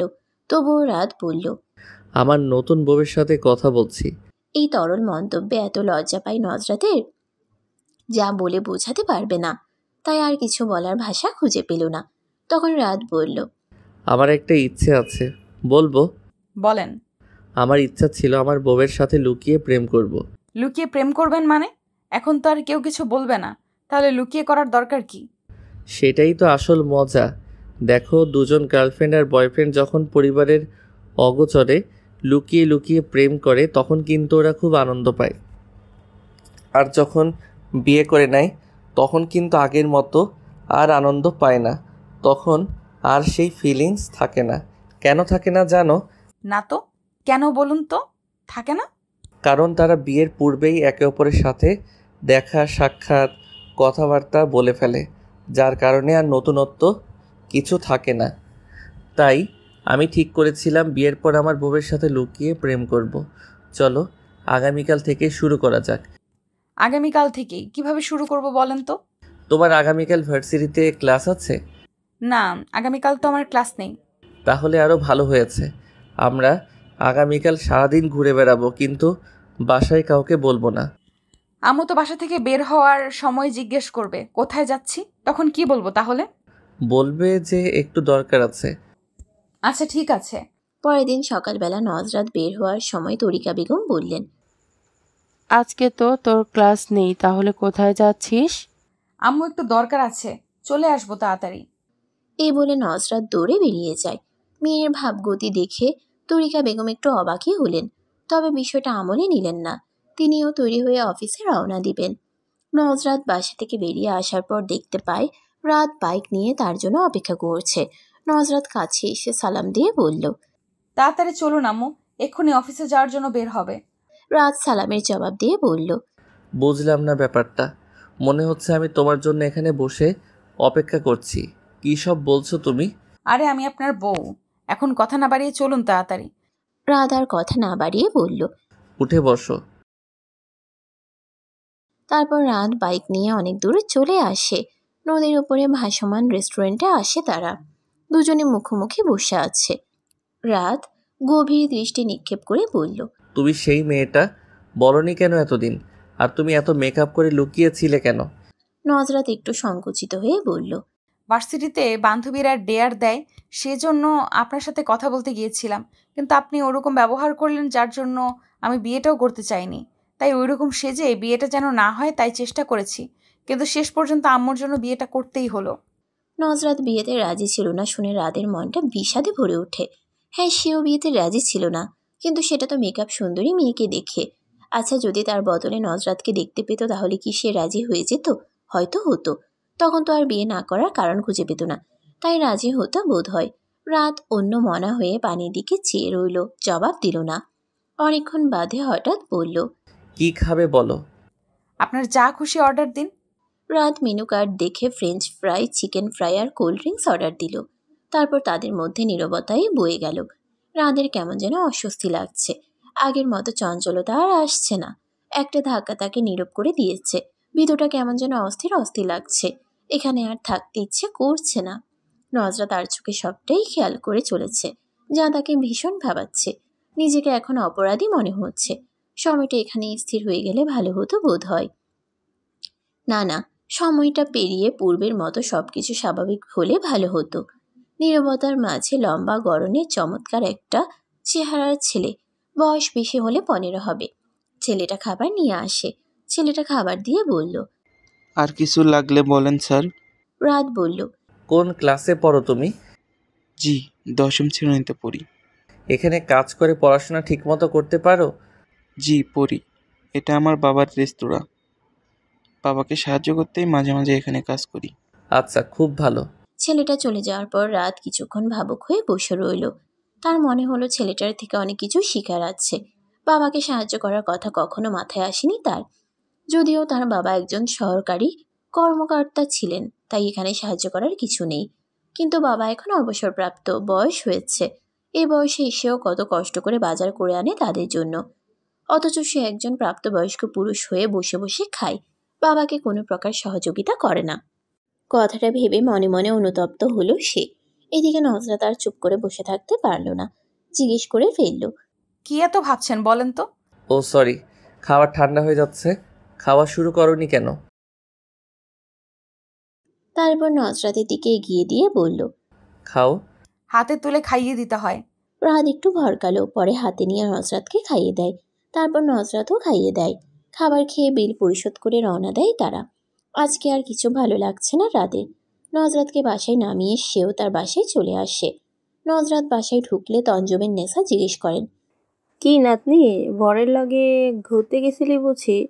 এই বুড়ি, তুমি কিভাবে জানলে? বুঝি সব বুঝি। পাকা বুড়ি তো তুমি। 3 দিন পেরিয়ে যায়, রাদের কোনো খবর নেই।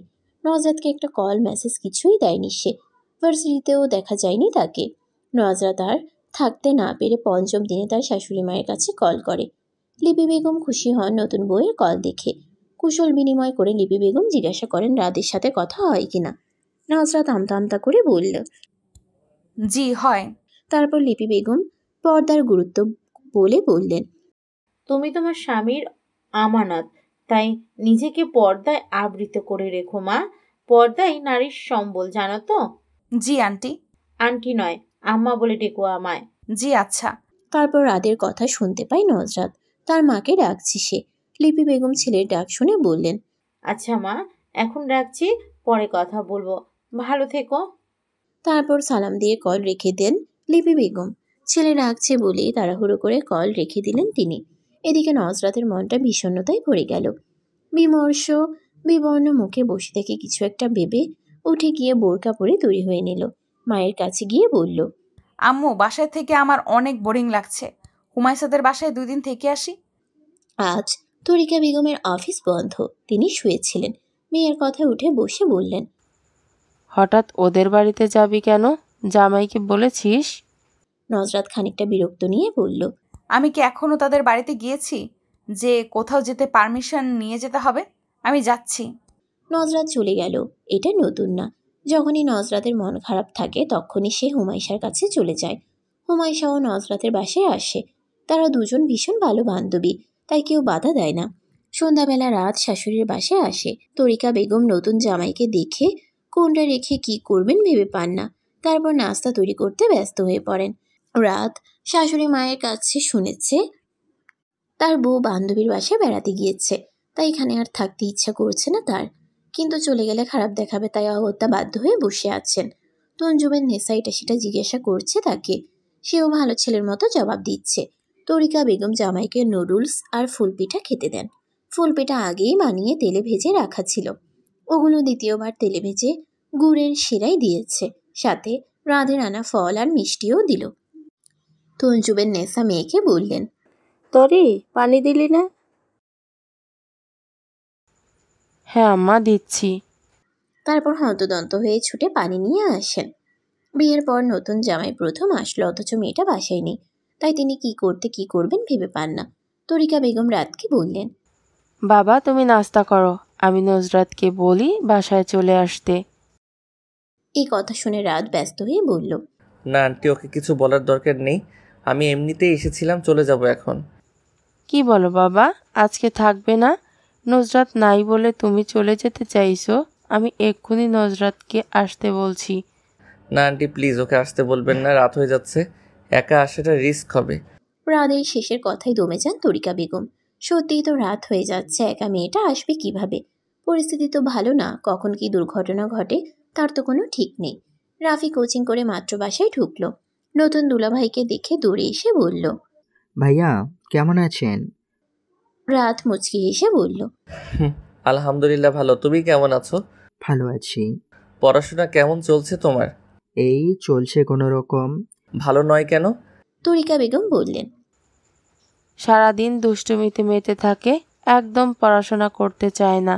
ভালো হবে কিভাবে বলো? মায়ের কথায় রাফি লজ্জায় মাথা নিচু করে বসে থাকে। রাত কিছুক্ষণ পড়াশোনা নিয়ে রাফিকে বোঝায়, তারপর সবার কাছ থেকে বিদায় নিয়ে চলে যায়। নজরাত হুমায়শাদের বাসায় আসার পর থেকে মন খারাপ করে বসে আছে। হুমায়শা ও বান্ধবীর সাথে শোক পালন করছে। হুমায়শার মা তাদের জন্য সেমাই রান্না করে নিয়ে আসে। দুই বান্ধবীকে চুপ করে বসে থাকতে দেখে বললেন, কে রে, তোরা দুই বান্ধবী একসাথে হলে বাড়ি মাথায় করে ফেলতি, আর এখন এত নীরব কেন? হুমায়শা ঠোঁট উল্টে বলে, আমাদের আজকে মন ভালো নেই। কেন, কি হয়েছে? ও তুমি বুঝবে না। নজরাত সেমাইটা খেয়ে নে। তারপর তারা তিনজনে মিলে সেমাই খায়। হুমায়শার বাবা একজন প্রবাসী। তারা তিন বোন। বড় বোনের বিয়ে হয়েছে, শ্বশুর বাড়িতে থাকে। তারপর হুমায়শা, এরপর তার ছোট বোন হাবিবা এবার পঞ্চম শ্রেণীতে পড়ে। হুমায়শাদের ঘরে বর্তমানে কোনো পুরুষ মানুষ থাকে না, তাই এখানে নির্দ্বিধায় চলে আসতে পারে নজরাত। তাছাড়া নজরাতদের বাসায়ও উপযুক্ত কোনো পুরুষ মানুষ নেই, তাই হুমায়শাও সেখানে নির্দ্বিধায় যেতে পারে। দুই বান্ধবীর দৌলতে তাদের মায়ের মধ্যেও সুসম্পর্ক গড়ে উঠেছে, তাই তারা মেয়েদের বাধা দেন না। অপরদিকে রাত নজরাতকে কল করে তার ফোন বন্ধ পেয়ে তাদের বাসায় এসেছিল, কিন্তু নজরাতকে না পেয়ে মন খারাপ করে চলে যেতে হয়। তার ধারণা সেদিনের ব্যবহারে হয়তো কোনোভাবে নজরাত কষ্ট পেয়েছে, তাই ফোন বন্ধ করে রেখেছে। তাছাড়া কয়েকদিন রাত অনেক ব্যস্ত থাকে, নজরাতের খোঁজ নেওয়ার সময় পায়নি বলে হয়তো মেয়েটা রাগ করে বান্ধবীর বাসায় গিয়ে বসে আছে। লজ্জায় শাশুড়ি মায়ের কাছে নজরাতের বান্ধবীর বাসার ঠিকানা চাইতে পারেনি সে। এখন বাসায় বসে আফসোস করছে। সেদিন নজরাতকে দেখার পর থেকে তার মাথায় তাসনুবার কথা ঘুরপাক খাচ্ছিল। তাসনুবা বলেছিল সেদিন নজরাত যে ছেলেটার সাথে দাঁড়িয়ে কথা বলছিল তার সাথে নজরাতের সম্পর্ক আছে, অথচ তখন তাদের বিয়ের কথা চলছিল। সত্যিই কি ওই ছেলেটার সাথে নজরাতের সম্পর্ক আছে বা ছিল? আগে সম্পর্ক থাকলেও রাতের কোনো সমস্যা নেই, কিন্তু এখনও যদি থেকে থাকে তাহলে? তাই রাত সেদিনের ছেলেটাকে খুঁজে বেড়ায়, কিন্তু পুরো ভার্সিটিতে খুঁজে পায় না। আসলে কারো নাম ঠিকানা না জানলে খুঁজে বের করা মুশকিল। নজরাতকে জিজ্ঞাসা করাও যাবে না। যদি এসব কিছু সত্যি না হয়ে থাকে তাহলে মেয়েটা কষ্ট পাবে, তাই তাকেও জিজ্ঞাসা করতে পারেনি রাত। ওদিকে তাসনুবাকে জিজ্ঞাসা করলেও বলে, শুনলাম তুই নাকি বিয়ে করছিস, বিয়ের পরেও অন্য মেয়েদের খবর নিচ্ছিস, ব্যাপারটা কি বলতো? এই তোর চরিত্র, যাকে কিনা অনেকে আইডল মনে করে, তোর বইয়ের সাথে যোগাযোগ করিয়ে দিস, তাহলে তাকে সাবধান করে দিব, তোকে যেন সব সময় চোখে চোখে রাখে। মেয়েটার কথা শুনে রাত সেদিন ভীষণ রেগে গিয়েছিল। তাকে তার বন্ধুরা শান্ত করে, না হলে হয়তো তাসনুবার গায়ে হাত তুলে বসতো। এরপর 2 দিন কেটে যায়, নজরাত এখনো বাসায় ফিরে আসেনি। তরিকা বেগম বেশ কয়েকবার কল করে ফোন বন্ধ পেয়েছেন। শেষে বাধ্য হয়ে হুমায়শাকে কল করলে সে জানায় নজরাতের জ্বর এসেছে। তরিকা বেগম বিচলিত হয়ে পড়লে হুমায়শা জানায় আজকে জ্বরটা ছেড়েছে, অনেকটা টেনশনের কিছু নেই। হুমায়শা ফোন রেখে নজরাতকে বলল, আন্টি তোর অসুস্থতার কথা শুনে টেনশন করছে, একটু কথা বললে পারতি। নজরাত খাটের বাজুতে বালিশ টেকা দিয়ে আধশোয়া হয়ে বসে আছে, মাথাটা ভীষণ ধরে আছে। দীর্ঘশ্বাস ফেলে বলল, এখন আম্মুর সাথে কথা বললে ঠিক ওনার কথা জিজ্ঞেস করতো, তাই বলিনি। সম্পর্ক শুরু না হতেই এভাবে ভেঙে যেতে দিবি? ওনার বোধহয় আমাকে পছন্দ নয়। কিভাবে জানলি? ভাইয়া কি এ কথা তোকে বলেছেন? ওনার রিয়াকশন দেখে বুঝতে পেরেছি আমি। বিয়েটা ভেঙে গেলে আম্মুকে কিভাবে সামলাবো আমি, এসব ভাবতে ভাবতেই মাথা কাজ করছে না। আর তুই তুই কষ্ট পাবি না? সেসব ভাবতে পারছি না, ভীষণ কষ্ট হচ্ছে আমার, জানিস। আমি না জানলে আর কে জানবে? হুমায়শা তার বান্ধবীর কষ্ট আর চোখে দেখতে পাচ্ছে না, তাই ঠিক করলো আগামীকাল ভার্সিটিতে গিয়ে রাদের সাথে কথা বলবে। ছোট্ট ক্যাবিনেটের উপর রাখা দৈনিক যুগান্তর পত্রিকা। ফারুক সাহেব শূন্য চোখে চেয়ে আছে উপরের দিকে। জুই দরজায় দাঁড়িয়ে বলল, বাবা আসবো? আয় মা। বাবা তোমার কি শরীর খারাপ? কই না তো। তাহলে তুমি আগের মতো আমাদের খোঁজ খবর নাও না কেন? মনটা ইদানিং ভালো যায় না রে মা। তোমার মন খারাপ কেন বাবা? চৈতি আপুর সাথে ভাইয়ার বিয়েটা হয়নি বলে মন খারাপ তোমার? না, তোর জন্য আর এখন মন খারাপ হয় না। আল্লাহ যা করেন ভালোর জন্যই করেন। একটা বিয়ে ঠিক হতে যারা জড়িত থাকে তারা শুধু আছিলা মাত্র। বিয়েটা মূলত আল্লাহ তাআলার ইচ্ছেতেই হয়। অনেকেই বলেন না যে আমার জন্য বিয়েটা হয়েছে, নতুবা ভেঙে যাচ্ছিল। এসব আসলে ভুল বলে মানুষ। যে বিয়ে আল্লাহ রব্বুল আলমিন রাজি খুশি হয়ে ঠিক করেন সেই বিয়ে ঠেকায় কে বল? তাহলে তোমার মন খারাপ কেন? ইদানিং পত্রিকা পড়লে মনটা তৃষ্ণায় ভরে যায় বুঝলি। পাতা উল্টালেই নানান দিকে রাজনীতি, চুরি, ডাকাতি, খুন খারাপি ছাড়া ভালো কোনো সংবাদ পাওয়া দুষ্কর হয়ে যাচ্ছে আজকাল। ভবিষ্যতের প্রজন্মে এরা কি দিয়ে যাচ্ছে বলতো? স্বাধীন দেশ থাকতেও কেমন পরাধীন মনে হয়। এসব ভাবলেই মাথাটা ভীষণ ধরে যায়। তাহলে এইসব নিয়ে ভেবো না বাবা। স্বার্থপর হতে বলছিস মা? কি করব বলো তো? এগুলো দেখা ছাড়া তো আর আমাদের উপায় নেই। আমরা সাধারণ মানুষ তো কিছু করতে পারবো না। যারা পারবে তারা তো হাত গুটিয়ে বসে আছে। যা বলছিস, তোদের কাজ নরম মাটিতে আঘাত করা। ঠিক বলছো বাবা। আম্মা আমাদের জন্য বসে আছে, এখন নাস্তা করবে, চলো। আচ্ছা চল। হুমায়শা ভার্সিটিতে ঢুকে ক্যাম্পাসের এক কোণে বেঞ্চে রাখা জায়গাটায় এসে বসলো। রাত আর তার বন্ধুরা মিলে এখানেই বেশিরভাগ সময় আড্ডা দেয়। আজকে বোধহয় এখনো আসে নাই। আশেপাশে ভালো করে দেখে নিল, না কোথাও দেখা যাচ্ছে না। তাদের ক্লাসে একবার গিয়ে খুঁজবে কি, কিন্তু এই সময়ে ক্লাস আছে কিনা তারও তো ঠিক নেই। তাছাড়া রাদের কিছুদিন পরেই মাস্টার্সের ফাইনাল পরীক্ষা। এই সময়ে ক্লাস হয় কিনা জানা নেই। আচ্ছা, কিছুদিন পর পরীক্ষা বলে রাত যদি ভার্সিটিতে আসা বন্ধ করে দেয় তাহলে তো মুশকিল। রাদের সাথে কথা বলতে না পারলে ওদের মধ্যে কিচ্ছু ঠিক হবে না। নানা কথা ভাবতে ভাবতে হুমায়শার মনটা খারাপ হয়ে গেল। এইদিকে নজরাতকে বলে এসেছে শপিং মলে যাবে সে। যদি সত্যি কথা বলতো তাহলে নজরাত বুঝে ফেলতো। তখন কিছুতেই হুমায়শাকে ভার্সিটিতে আসতে দিতে চাইতো না। প্রায় ঘন্টা খানেক এখানে বসে অপেক্ষা করলো হুমায়শা, কিন্তু রাদের দেখা পেল না। শেষে ধৈর্য হারা হয়ে চলে যাওয়ার জন্য ভার্সিটি থেকে বেরিয়ে লেগুনার জন্য দাঁড়ালে পেয়েও যায়। লেগুনায় তার সাথে একজন মহিলা যাত্রী, আর দুজন হলেই বোধহয় গাড়ি ছেড়ে দিবে। হুমায়শা মন খারাপ করে ভার্সিটির গেটের দিকে তাকিয়ে আছে। দুজন যাত্রী আসতেই গাড়ি ছেড়ে দিবে এমন সময় রাতকে বাইক সমেত ভার্সিটিতে ঢুকতে দেখা গেল। হুমায়শা দ্রুত বলল, মামা গাড়ি থামান। ড্রাইভার গাড়ি থামাতেই হুমায়শা গাড়ি থেকে নেমে দৌড়ে ভার্সিটিতে ঢুকে গেল।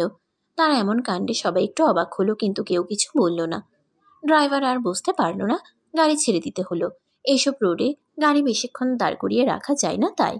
হুমায়শা ভার্সিটিতে ঢুকে এদিক ওদিক তাকিয়ে সেই বেঞ্চের কাছে রাতকে দেখতে পেয়ে দ্রুত পায়ে হেঁটে রাদের কাছে গিয়ে বলল, আসসালামু আলাইকুম।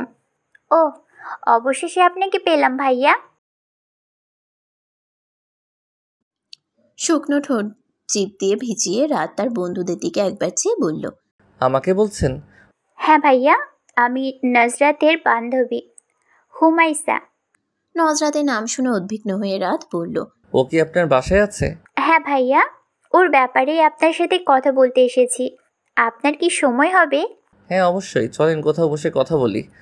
আচ্ছা। তারপর রাত তার বন্ধুদের বলে হুমায়শাকে নিয়ে ভার্সিটির পাশে একটা ছোট্ট রেস্তোরাঁয় বসে। হুমায়শা প্রথমে বলে, ভাইয়া, নজরাত খুব আপসেট হয়ে আছে। আমি ওর থেকে সব কিছু শুনেছি। তাছাড়া বিয়ের আগে আপনি যখন দেখতে যান তখন আমি ওকে ওভাবে সাজিয়ে দিই। ও লজ্জায় আপনার সামনে যেতে চাইছিল না, সেজন্য। এর আগের দিন ভার্সিটিতে বান্ধবীরা মিলে ডিয়ার দিয়েছিল, তাই আপনার সাথে কথা বলতে গিয়েছিল। সব কিছুর জন্য ও খুব লজ্জা পাচ্ছিল, সেই জন্য বিয়েটাও করতে চাইছিল না। এখন আপনি ওকে ভুল বুঝছেন। আমি কি বলবো ঠিক গুছিয়ে বলতে পারছি না হয়তো। রাত সবটাই শুনল এবং বুঝতে পারল। অত্যন্ত দৃঢ়তার সঙ্গে বলল, আমি বুঝতে পারছি সব কিছু। ওর ফোন বন্ধ পেয়ে আমি ওদের বাসায় গিয়েছিলাম। তখন আমার শাশুড়ি মা বললেন ওর কোনো এক বান্ধবীর বাসায় গিয়েছে। কিন্তু ফোন কেন বন্ধ করে রেখেছে বলেন তো? ও কি ভুলে গিয়েছে যে ও এখন বিবাহিত? ওকে ওর হাজবেন্ড খুঁজতে পারে, এটা কেউ বুঝতে পারছে না বলেন? আপনি নাকি কয়েকদিন ওর সাথে কোনো যোগাযোগ করেন নাই, তাই ও ভাবছে আপনি ওর উপর রেগে আছেন, তাই ওর সাথে কোনো যোগাযোগ করছেন না। হ্যাঁ, কিছুদিন ভীষণ ব্যস্ত ছিলাম, তাছাড়া পড়াশোনা আছে, পরীক্ষার তো বেশি দিন নেই। আপনি ওকে বললেন আমি ওর উপর রেগে নেই, আর ও যেন ফোন বন্ধ না রাখে। আচ্ছা বলবো, আজকে তাহলে আসি ভাইয়া। হুমায়শা বসা থেকে উঠতে নিলে রাত দ্রুত বলে ওঠে, সে কি কিছু না খেয়ে চলে যাবেন? কি খাবেন বলেন? হ্যাঁ ভাইয়া, এমনিতেই অনেক লেট হয়ে গেছে, আজকে যেতে হবে। না না, তা বললে তো হবে না, আমি অনুরোধ করছি কিছু খেয়ে যান, না হলে আমার খারাপ লাগবে। আচ্ছা তাহলে কোল্ড কফি খাবো। শুধু কফি? হ্যাঁ ভাইয়া, আমার বাসায় যেতে হবে। আচ্ছা, তাহলে নুসরাতকে নিয়ে যেদিন আসবেন তখন বেশি করে খাবেন। রাদের কথায় হুমায়শাও মুচকি হেসে বলল, ইনশাআল্লাহ। তারপর হুমায়শা কোল্ড কফি খেয়ে রেস্তোরাঁ থেকে বেরিয়ে রিকশার জন্য দাঁড়ালে রাত নিজেই রিকশা ঠিক করে ভাড়া মিটিয়ে দেয় রিকশা চালককে। এতে ভীষণ অপ্রস্তুত হয়ে যায় হুমায়শা। রাতকে বলে, এইসবের কি দরকার ছিল ভাইয়া? আমার জন্যই তো আপনার লেট হলো না। আচ্ছা যাই হোক, আপনার বান্ধবীকে মনে করে বলবেন প্লিজ। আচ্ছা বলবো। হুমায়শা চলে যাওয়ার পর রাতও বাসায় চলে যায়। নজরাতের খোঁজ পাওয়াতে এখন শান্তি লাগছে। মনটা কিছুদিন খুব অস্থির লাগছিল তার। ফারুক সাহেব বসে চা পান করছিলেন, এমন সময় জুই আব্বা বলতে বলতে হন্তদন্ত হয়ে ছুটে আসে। ফারুক সাহেব চায়ের কাপ রেখে বললেন, কিরে এভাবে ছুটাছুটি করছিস কেন? ব্যথা পাবি তো। আব্বা খবর শুনেছ? কোটা বাতিলের জন্য ছাত্র আন্দোলন নেমেছে। ভালো কাজে নেমেছে তারা, আল্লাহ তাদের সহায় হোক, আমিন। জানিস অনেক মানুষ আছে যারা মুক্তিযোদ্ধার নামে জালিয়াতি, প্রতারণা ও অসত্য তথ্য দিয়ে মুক্তিযোদ্ধার পরিচয়ে সরকারি ভাতা নিচ্ছে।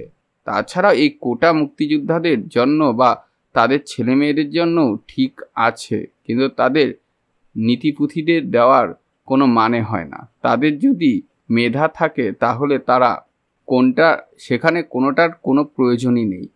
কোটার জন্য অনেক মেধাবী শিক্ষার্থীরা সরকারি চাকরি থেকে বঞ্চিত হচ্ছে। জি আব্বা। দিন যত যাচ্ছে কোটা বাতিলের আন্দোলন তত ভয়াবহ রূপ নিতে থাকে। ফারুক সাহেব জুইকে আন্দোলনে পাঠাতে চাইলে লিপি বেগম বাধা দিয়ে বলেন, উম্মি রিয়াদরা বলেন রাসূল সাল্লাল্লাহু আলাইহি ওয়াসাল্লাম এর জামানায় আমরা 6 জন মহিলা খয়বরের যুদ্ধে শরীক হওয়ার জন্য রওনা হলে রাসূল সাল্লাল্লাহু আলাইহি ওয়াসাল্লাম খবর পেয়ে আমাদেরকে ডাকলেন। আমরা তার নুরানি চেহারায় গোম্বার আলামত দেখেছিলাম। তিনি জিজ্ঞাসা করলেন, তোমরা কার অনুমতি লইয়া আসিয়াছ? আমরা বললাম, ইয়া রাসূলুল্লাহ, আমরা পশম বুনিতে জানি, জেহাদে ইহার প্রয়োজন হয়। আমাদের সাথে জখমের ঔষধও আছে, আর কিছু না হোক মুজাহিদদের তীর এগিয়ে দেওয়ার কাজে সাহায্য করব। কেউ অসুস্থ হলে সেবা শুশ্রূষার কাজে সাহায্য, ছাতু গোলানো, পানি দেওয়ার কাজে সাহায্য করব। অতঃপর তিনি অনুমতি দিলেন। এর দ্বারা আমরা কি বুঝতে পারলাম? বুঝলাম যে মহিলারা যুদ্ধে যাওয়া রাসূল অপছন্দ করেছেন, আর যারা তখনের দলিল দেন তাদের জানা আবশ্যক যে মহিলারা ময়দানে নামে নাই। জিহাদের সময় উভয় পক্ষ নিজেদের নির্ধারিত এলাকায় তাঁবুতে অবস্থান করত। মহিলারা নিজেদের দলের লোকদেরকে সাহায্য করত।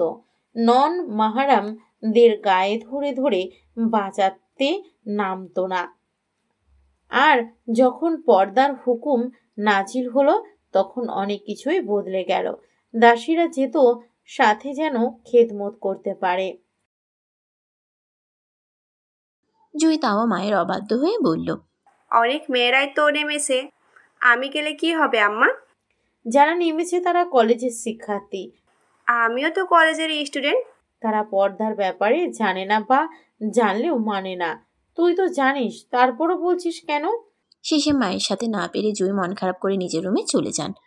আর ফারুক সাহেব বাহিরে বের হন ছাত্রদের কোনো সাহায্য করতে পারেন কিনা দেখার জন্য।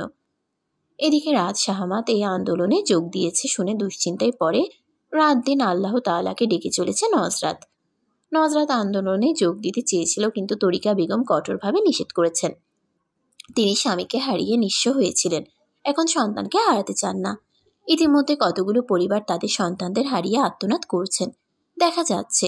তারপরে কোন ভরসায় মায়েরা তাদের সন্তানদের রাজপথে পাঠানোর ভরসা করবেন? বৈষম্য বিরোধী ছাত্র আন্দোলনের পূর্ব ঘোষিত গণমিছিল কর্মসূচিতে হামলা চালিয়েছে আওয়ামী লীগের নেতাকর্মীরা। এতে অন্তত 30 শিক্ষার্থী আহত হয়েছেন বলে খবর পাওয়া গেছে। তাদের মধ্যে 6 জন শিক্ষার্থী গুলিবিদ্ধ হয়েছেন, বেশ কয়েকজন চাপাতি দিয়ে কোপানো হয়েছে। এদের মধ্যে রাত ছিল। দুপুরবেলা খবর পেয়ে দৌড়ে যায় নজরাত। এত আহতদের ভিড়ে রাতকে খুঁজে পেতে অনেক সময় লেগে যায় নজরাতের। বেচারাকে পিটিয়ে প্রায় আত্মারা করে ফেলেছে। স্বামীকে এমন অবস্থায় দেখে পাগল প্রায় নজরাত। পাশে শাশুড়িমা অঝোর ধারায় কাঁদছেন। নজরাত কাছে যেতেই তাকে ধরে আরও কান্নায় ভেঙে পড়েন তিনি। নজরাত নিজেই নিজেকে সামলাতে পারছে না। এই মানুষটাকে কিভাবে সামলাবে তার জানা নেই। ডাক্তার বলেছেন ঠিক হতে অনেক সময় লাগবে। ঠিক কতদিন লাগবে তারা এখন বলতে পারছেন না। 1 সপ্তাহ পর রাতকে তাদের বাসায় নিয়ে আসা হয়। হসপিটালে এত ভিড়ের মাঝে ছেলেটা ঠিক হবে না বলে মনে করেন লিপি বেগম, তাই তিনি বাসায় নিয়ে আসেন। তরিকা বেগম জামাইকে দেখে যান। দুশ্চিন্তায় ঘুম উড়ে গেছে তার। ঠিক এই কারণেই তিনি এসব আন্দোলন চান নাই। যেখানে মায়েরা তাদের সন্তানকে অকালে হারিয়ে ফেলবে এমন স্বাধীনতাকে নিয়ে চান না কখনোই। হয়তো এখানে মানুষ স্বার্থপর বলবে, কিন্তু মায়েরা তাদের সন্তানদের জন্য শুধু স্বার্থপর না, সবকিছু করতে পারেন। স্বামীর এই বিপদের দিনে ঘরে হাত গুটিয়ে বসে থাকতে পারল না নজরাত। লজ্জা শরম ভুলে স্বামীর ঘরে রওনা দিল। তরিকা বেগম বাধা দিতে গিয়েও দিতে পারলেন না। এখানে বাধা দেওয়া তার অধিকারের মধ্যে পড়ে না। কলিং বেলের শব্দ শুনে জুই এসে দরজা খুলে অবাক হয়ে বলল, ছোট ভাবি, এসো ভিতরে আসো, আম্মা দেখো কে এসেছে। নজরাত ভিতরে ঢুকলে লিপি বেগম আসেন। তাকে দেখে নজরাত বলে, ওনার এমন অবস্থার সময় বাসায় বসে থাকতে পারলাম না আম্মা, তাই চলে এলাম। আমি কি ভুল করেছি? লিপি বেগম ভীষণ খুশি হয়ে বললেন, না না, একদম ঠিক করেছো। তারপর জুইকে বলল, তোর ভাবির ট্রলি ব্যাগটা ঘরে নিয়ে যা। জুইয়ের সাথে রাদের রুমে যাও, ফ্রেশ হয়ে কিছু খেয়ে নিবে। নজরাত দিয়ে আচ্ছা বলে জুইয়ের সাথে যায়। রাদের রুমে ঢুকতেই তাকে দেখতে পেল। হাত পায়ের ইনজুরির জন্য বেচারা হাঁটাচলা করতে পারে না, তাই সারাদিন শুয়ে থাকতে হয়। জুই ট্রলি ব্যাগটা রেখে চলে যায়। নজরাত নিঃশব্দে রাদের পাশে বসে। রাত চোখ বন্ধ করেছিল বলে নজরাতকে দেখতে পায়নি। কারো বসার অনুভব করে চোখ মেলে তাকিয়ে বিস্মিত হয়ে যায় রাত। একটু জোরেই বলে ওঠে, তুমি এখানে কখন এসেছো? এখন তো পরিস্থিতি একদম ভালো না। তুমি বাসা থেকে একা বের হতে গেলে কেন? আমি আসাতে আপনি খুশি হননি? তাহলে কি চলে যাব? রাত নির্বিকার মুখে বলল, সেটা বলি নাই। এখন মেয়েরা রাস্তাঘাটে একদম নিরাপদ না।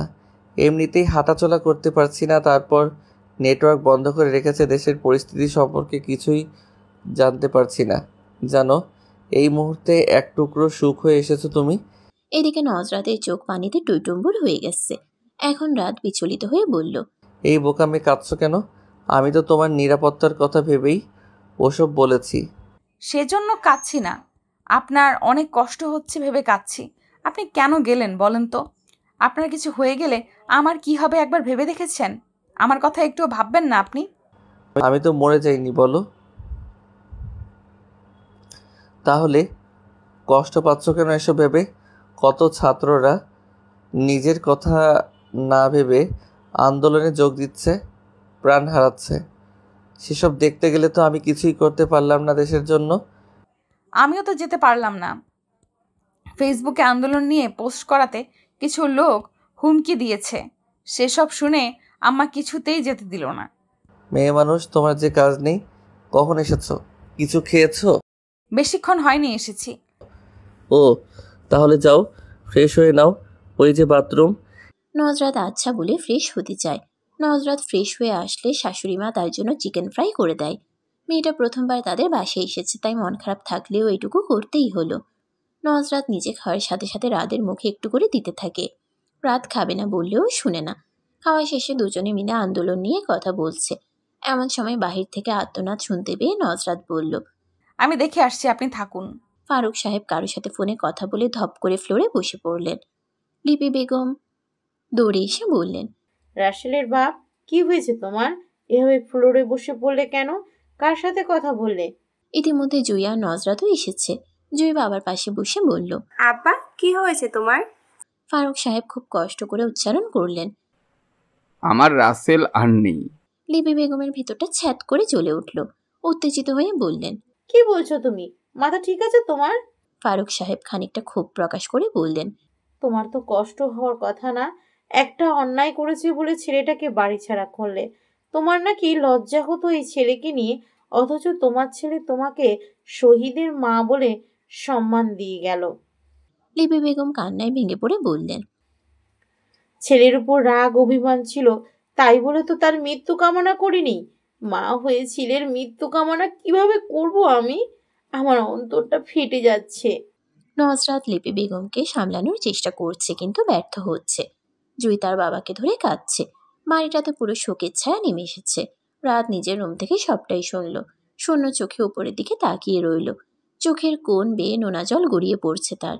নজরাত রাতের সাথে রয়ে গেল, আর বাকিরা হসপিটাল থেকে লাশ এনে দাফনের জন্য গিয়েছে। নজরাতকে কাছে পেয়ে বাচ্চাদের মতো কান্না করে দেয় রাত। মায়ের আড়ালে বড় ভাইয়ের সাথে ঠিকই যোগাযোগ রাখত সে। মাই তাকে যে ভীষণ ভালোবাসত। এই তো কয়েক মাস আগে একদিন ভোরবেলা ভাই তাকে কল করে কান্না করে দেয়। রাত তখন বিচলিত হলে রাসেল জানায় সে বাবা হতে চলেছে। সেই খুশিতে কান্না করছে। রাত সেদিন প্রথমবারের মতো বাবা হওয়ার আনন্দ কিছুটা অনুভব করতে পারে ভাইয়ের কাণ্ড শুনে। 3 মাস পর রাত সুস্থ হলে নজরাত নিজের বাসায় ফিরে আসে। রাতের পরীক্ষার মুহূর্তে সে থাকলে রাত পড়াশোনায় মনোযোগ দিতে পারবে না, তাই ফিরে আসা। নজরাত চলে আসার দিন রাত তাকে একদম ছাড়তে চাইছিল না। বেশ কিছুক্ষণ ঝাপটে ধরে বসেছিল আর বলেছিল, এই কদিনে আমি তোমাতে আসক্ত হয়ে গিয়েছি প্রিয়, তুমি থেকে গেলে হয় না? নজরাত কঠোর মুখভঙ্গি করে বলেছিল, না হয় না। রাত মন খারাপ করে থাকলেও আর কিছু বলেনি। নিজেই নজরাতকে তার বাসায় পৌঁছে দিয়ে যায়। তারপর পড়াশোনায় ব্যস্ত হয়ে পড়ে। এখন আর আগের মতো বন্ধুদের সাথে আড্ডা জমাতে পারে না। ভাইয়ের মৃত্যুতে অনেকটা নীরব হয়ে যায় রাত। রাসেলের বউ 7 মাসের অন্তঃসত্ত্বা। লিপি বেগম তাকে নিয়ে এসেছেন। ছেলের মৃত্যুর পর এখন আর কোনো রাগ নেই তার। হয়তো রাসেলের বউ চৈতির সাথে পুরোপুরি স্বাভাবিক আচরণ করতে পারেন না, তবে সময়ের সাথে সাথে ঠিক হয়ে যাবেন ইনশাল্লাহ। তাছাড়া জুই বা জান্নাতকে দিয়ে সময় মতো খাবার দাবার পৌঁছে দেন চৈতির ঘরে। চৈতি সারাক্ষণ মনমরা হয়ে বসে থাকে নিজের ঘরে। বাহিরের কিছু নিয়ে তার কোনো আগ্রহ জাগে না। সারাক্ষণ ঘরবন্দি হয়ে থাকতেই ভালো লাগে যেন। রাসেলদের বাড়ি থেকে 10 মিনিটের দূরত্বে একটা বাড়িতে চৈতির বাবা মা ভাড়া থাকতেন। রাসেল ওই পথ দিয়ে প্রতিদিন অফিসে যাতায়াত করত। মাঝে মাঝে এই চৈতিকে দেখতে পেত, আর সেখান থেকেই ভালো লাগা তৈরি হয়। তারপর দুজনের মধ্যে প্রেম। লিপি বেগমকে একদিন জানিয়েছিল তাদের প্রেমের কথা, কিন্তু লিপি বেগম বলেছিলেন, এসব হারাম সম্পর্ক আমি কিছুতেই মেনে নিব না। আমার পছন্দ করা মেয়েকে তোকে বিয়ে করতে হবে। এদিকে চৈতির প্রচুর বিয়ের ঘর আসছিল। রাসেল এই কথা জানার পর সিদ্ধান্ত নেয় তারা পালিয়ে বিয়ে করবে। অতঃপর তাই করল। বিয়ে করার পর লিপি বেগম মেনে না নিলে 2 রুমের ছোট্ট একটা বাসা ভাড়া করে তাদের ছোট্ট সংসার শুরু করে। খুবই আনন্দের দিন পার করছিল তারা। তার মধ্যে নতুন অতিথি এর আগমনী বার্তা সংসারের সুখ দ্বিগুণ হয়ে উঠেছিল। কিন্তু বেশি দিন তা সইল না চৈতির কপালে। রাসেলের মৃত্যু যেন দুমড়ে মুচড়ে শেষ করে দিল চৈতির সুখের সংসার। তার মতে, যেখানে আমার স্বামীকে হারাতে হয় এমন স্বাধীন দেশ তো আমি চাই না। নজরাত আবার ভার্সিটিতে যাওয়া শুরু করেছে।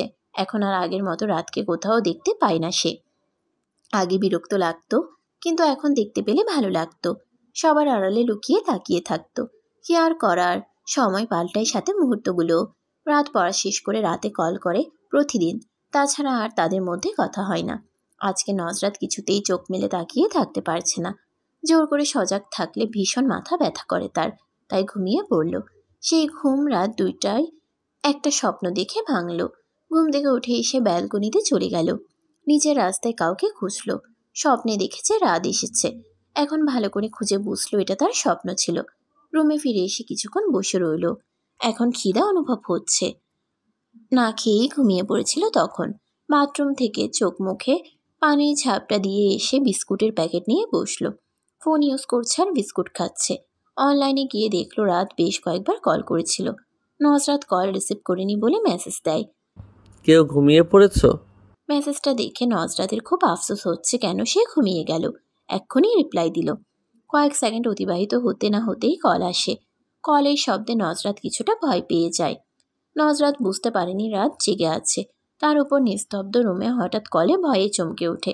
নিজেকে সামলে রুমের লাইট অন করে কল রিসিভ করে। রাত বালিশের উপর হয়ে শুয়ে আছে। নজরাত বলল, আপনি কি ঘুমান নাই এখনো? না। কেন? রাত জেগে থাকলে শরীর খারাপ করবে না? আমার বউয়ের সাথে কথা হয়নি বলে ঘুম আসছিল না। এত তাড়াতাড়ি ঘুমিয়ে গেলে? খাবার খেয়েছিলে? ঘুমের জন্য খাবার খাওয়ার সময় ছিল না, তাই এখন বিস্কুট খাচ্ছি। তুমি এমন ঘুম কাতুরে জানতাম না তো। এদিকে তোমার ঘুমের জন্য আমার ঘুমের 2:30টা বেজে গেল। এই দায় এখন কে নিবে বলো? তোমাকে শাস্তি দেওয়া উচিত। ইস, আসছে। আমি কি আপনাকে নিষেধ করেছি ঘুমানোর জন্য? আপনি নিজ থেকেই ঘুমান নাই। তোমার মতো লবণ ছাড়া তরকারি তার কি বুঝবে? হইছে, আমি তরকারিতে লবণ দিয়েই খাই। আপনার মতো মুঠো করে লবণ খাই না। আসছে লবণ খুরগো থাকার। আমি যখন পার্মানেন্টলি আপনাদের বাসায় আসবো, তখন লবণ ছাড়া তরকারি রান্না করে আপনাকে খাওয়াবো। লবণ স্বাস্থ্যের জন্য কতটা ক্ষতিকর সেটা আপনি জানেন না? অতিরিক্ত লবণ খাওয়ার ফলে দেখা দিতে পারে উচ্চ রক্তচাপ। এর কারণ হলো সোডিয়াম জাতীয় খাবার রক্তে চাপ বাড়ায়, ফলে ধমনির মধ্যে প্রচুর পরিমাণে রক্ত প্রবাহিত হয়। সেই সঙ্গে এই অভ্যাস ডেকে আনতে পারে হৃদরোগ, স্ট্রোক এবং কিডনির সমস্যার ঝুঁকি। এইসব জানার পরেও কি করে পারেন এত লবণ খেতে? আমি অনেক পানি খাই, সো লবণ আর শরীরে থাকে না, ওটা ড্রেন হয়ে যায়। আপনার এই কচুর মাথার যুক্তি আপনার কাছেই রাখেন। ঘুমাবেন কখন? আমি ঘুমাবো। নজরাত যে রেগে গেল এটা বুঝতে পারল রাত, তাই বলল, আগামীকাল দেখা করবে? তাহলে আমি এসে তোমাকে নিয়ে যাব। ঠিক আছে, এখন রাখছি, আপনি ঘুমান। ঠিক আছে, আল্লাহ হাফেজ। আল্লাহ হাফেজ। এতদিন ব্যাপারটা আমলে না নিলেও এখন লিপি বেগমের কাছে চৈতির এভাবে ঘরবন্দি হওয়ার সুবিধার মনে হচ্ছে না। মেয়েটা এভাবে অসুস্থ হয়ে যাবে, তাই তিনি চৈতির ঘরে গেলেন। নাস্তা টেবিলেই পড়ে আছে। এতক্ষণে মনে হয় সব ঠান্ডা হয়ে গেছে। মেয়েটা না খেয়ে জানালার গ্রিল ধরে উদাস দৃষ্টিতে আকাশের দিকে তাকিয়ে আছে। লিপি বেগমের ভিতরটা কেমন যেন করে উঠল। সেও সন্তান হারিয়েছে, কিন্তু তার বাকি সন্তানদের দিকে তাকিয়ে হয়তো কিছুটা হলেও কষ্ট ভুলে থাকতে পারেন। কিন্তু এই মেয়েটা তো কোনো কিছুর বিনিময়ে সেটা পারে না। তাদের উচিত সবাই মিলে মেয়েটাকে সময় দেওয়া, যেন খারাপ চিন্তাগুলো মনের মধ্যে না আসতে পারে। লিপি বেগম দরজায় টোকা দিয়ে ভেতরে ঢুকলো। চৈতির সামনে ঘুরে মাথা নিচু করে দাঁড়িয়ে থাকে। তিনি বললেন, খাবারটা খাওনি কেন? ঠান্ডা হয়ে গেল তো। খেতে ইচ্ছা করছিল না। সকালের ওষুধ আছে না? জি আছে। আমি খাবারটা গরম করে আনছি, খেয়ে ওষুধ খেয়ে নিও। গরম করতে হবে না, এমনিতেই খেয়ে নিতে পারবো। ভুনা খিচুড়ি আর ডিম ভুনা ঠান্ডা খেতে ভালো লাগে না, তাই লিপি বেগম শুনলেন না। ওভেন থেকে গরম করে আনলেন। বললেন, আমি খাই দেই। এই কথা শুনে চৈতির চোখ পানিতে চিকচিক করছে। আজ রাসেল এই দৃশ্য দেখতে পেলে ভীষণ খুশি হতো। লিপি বেগম চৈতিকে খাইয়ে দুপুরে রান্নার কাজ শুরু করলেন। কিছুক্ষণ পর চৈতি রান্নাঘরে এসে বলল, দিন আমি সবজিগুলো কেটে দেই। কাজের মধ্যে থাকলেও মেয়েটা একটু স্বাভাবিক হতে পারবে, তাই লিপি বেগম নিষেধ করলেন না। রাত নাস্তা করে নজরাতকে নিয়ে একটা লেকে নিয়ে যায়। বেঞ্চে বসে রাত বলল, 2 দিন পর পরীক্ষা শুরু হবে। পরীক্ষা শেষ হওয়ার আগে আর আমাদের দেখা হচ্ছে না। আচ্ছা, তোমার কি খারাপ লাগবে? আমি অপেক্ষার প্রহর গুনব। যেদিন পরীক্ষা শেষ হবে সেদিন আমাদের দেখা হবে ইনশাল্লাহ। ইনশাল্লাহ। শোনো, তোমাকে একটা ছেলের ব্যাপারে জিজ্ঞাসা করার আছে। কোন ছেলে? নজরাত টিভিতে ইসলামিক প্রশ্ন উত্তর অনুষ্ঠান দেখছে। এমন সময় তাদের বাড়িওয়ালার বউ আসেন। এই মহিলাকে নজরাতের একদম পছন্দ হয় না। মহিলার কুটনামিতে জুড়ি নেই। আজকে কোন মতলবে তাদের বাসায় এসেছে আল্লাহ জানেন। এই সেই নজরাতকে বললেন, কি রে নজরাত, শ্বশুরবাড়ি থেকে কবে আইলিয়া? এমন প্রশ্নের কোনো মানে হয়? এই নিয়ে বেশ কয়েকবার তিনি জিজ্ঞাসা করেছেন নজরাত শ্বশুরবাড়ি কবে যাবে। তখন তাকে তরিকা বেগম স্পষ্টভাবে বলেছেন যে জামাইয়ের পরীক্ষা শেষ হলে নিয়ে যাবে। কয়েক মাস বা এর বেশিও লাগতে পারে। অথচ এই মহিলা আবারও এসব কথা জিজ্ঞাসা করছেন, যেন ওনার ঘরের খাবার খেয়ে শেষ করছে নজরাত। তরিকা বেগম রান্নাঘর থেকে এসে বললেন, ও ভাবি, আপনি এসেছেন, বসেন ভাবি। নজরাত মাকে পেয়ে যেন হাফ ছেড়ে বাঁচল। দ্রুত উঠে চলে যেতে নিলে ভদ্রমহিলা নজরাতকে থামিয়ে দিয়ে বললেন, শোনো মেয়ে, দিনকাল যা পড়েছে, এভাবে জামাইকে ছেড়ে থাইকো না বেশি দিন। পুরুষের মন বোঝাই তো কোন দিক থেকে কোন দিক চলে যায় তার তো কোনো ঠিকই নেই। আজকাল বউ পাশে থাইকাই যে আকাম কুকাম করে পুরুষেরা, তাদের কোনো বিশ্বাস নেই। মহিলার কথায় নজরাত খানিকটা বিব্রত বোধ করে বলল, ওনার পরীক্ষা চলছে, তার মধ্যে আপনি কি সব বলছেন আন্টি? আমি বুঝতে পারলাম আপনি ঠিক কি বোঝাতে চাইলেন। বুঝবা, যখন আর সামলানোর কিছু থাকবো না তখন বুঝবা আমার কথা।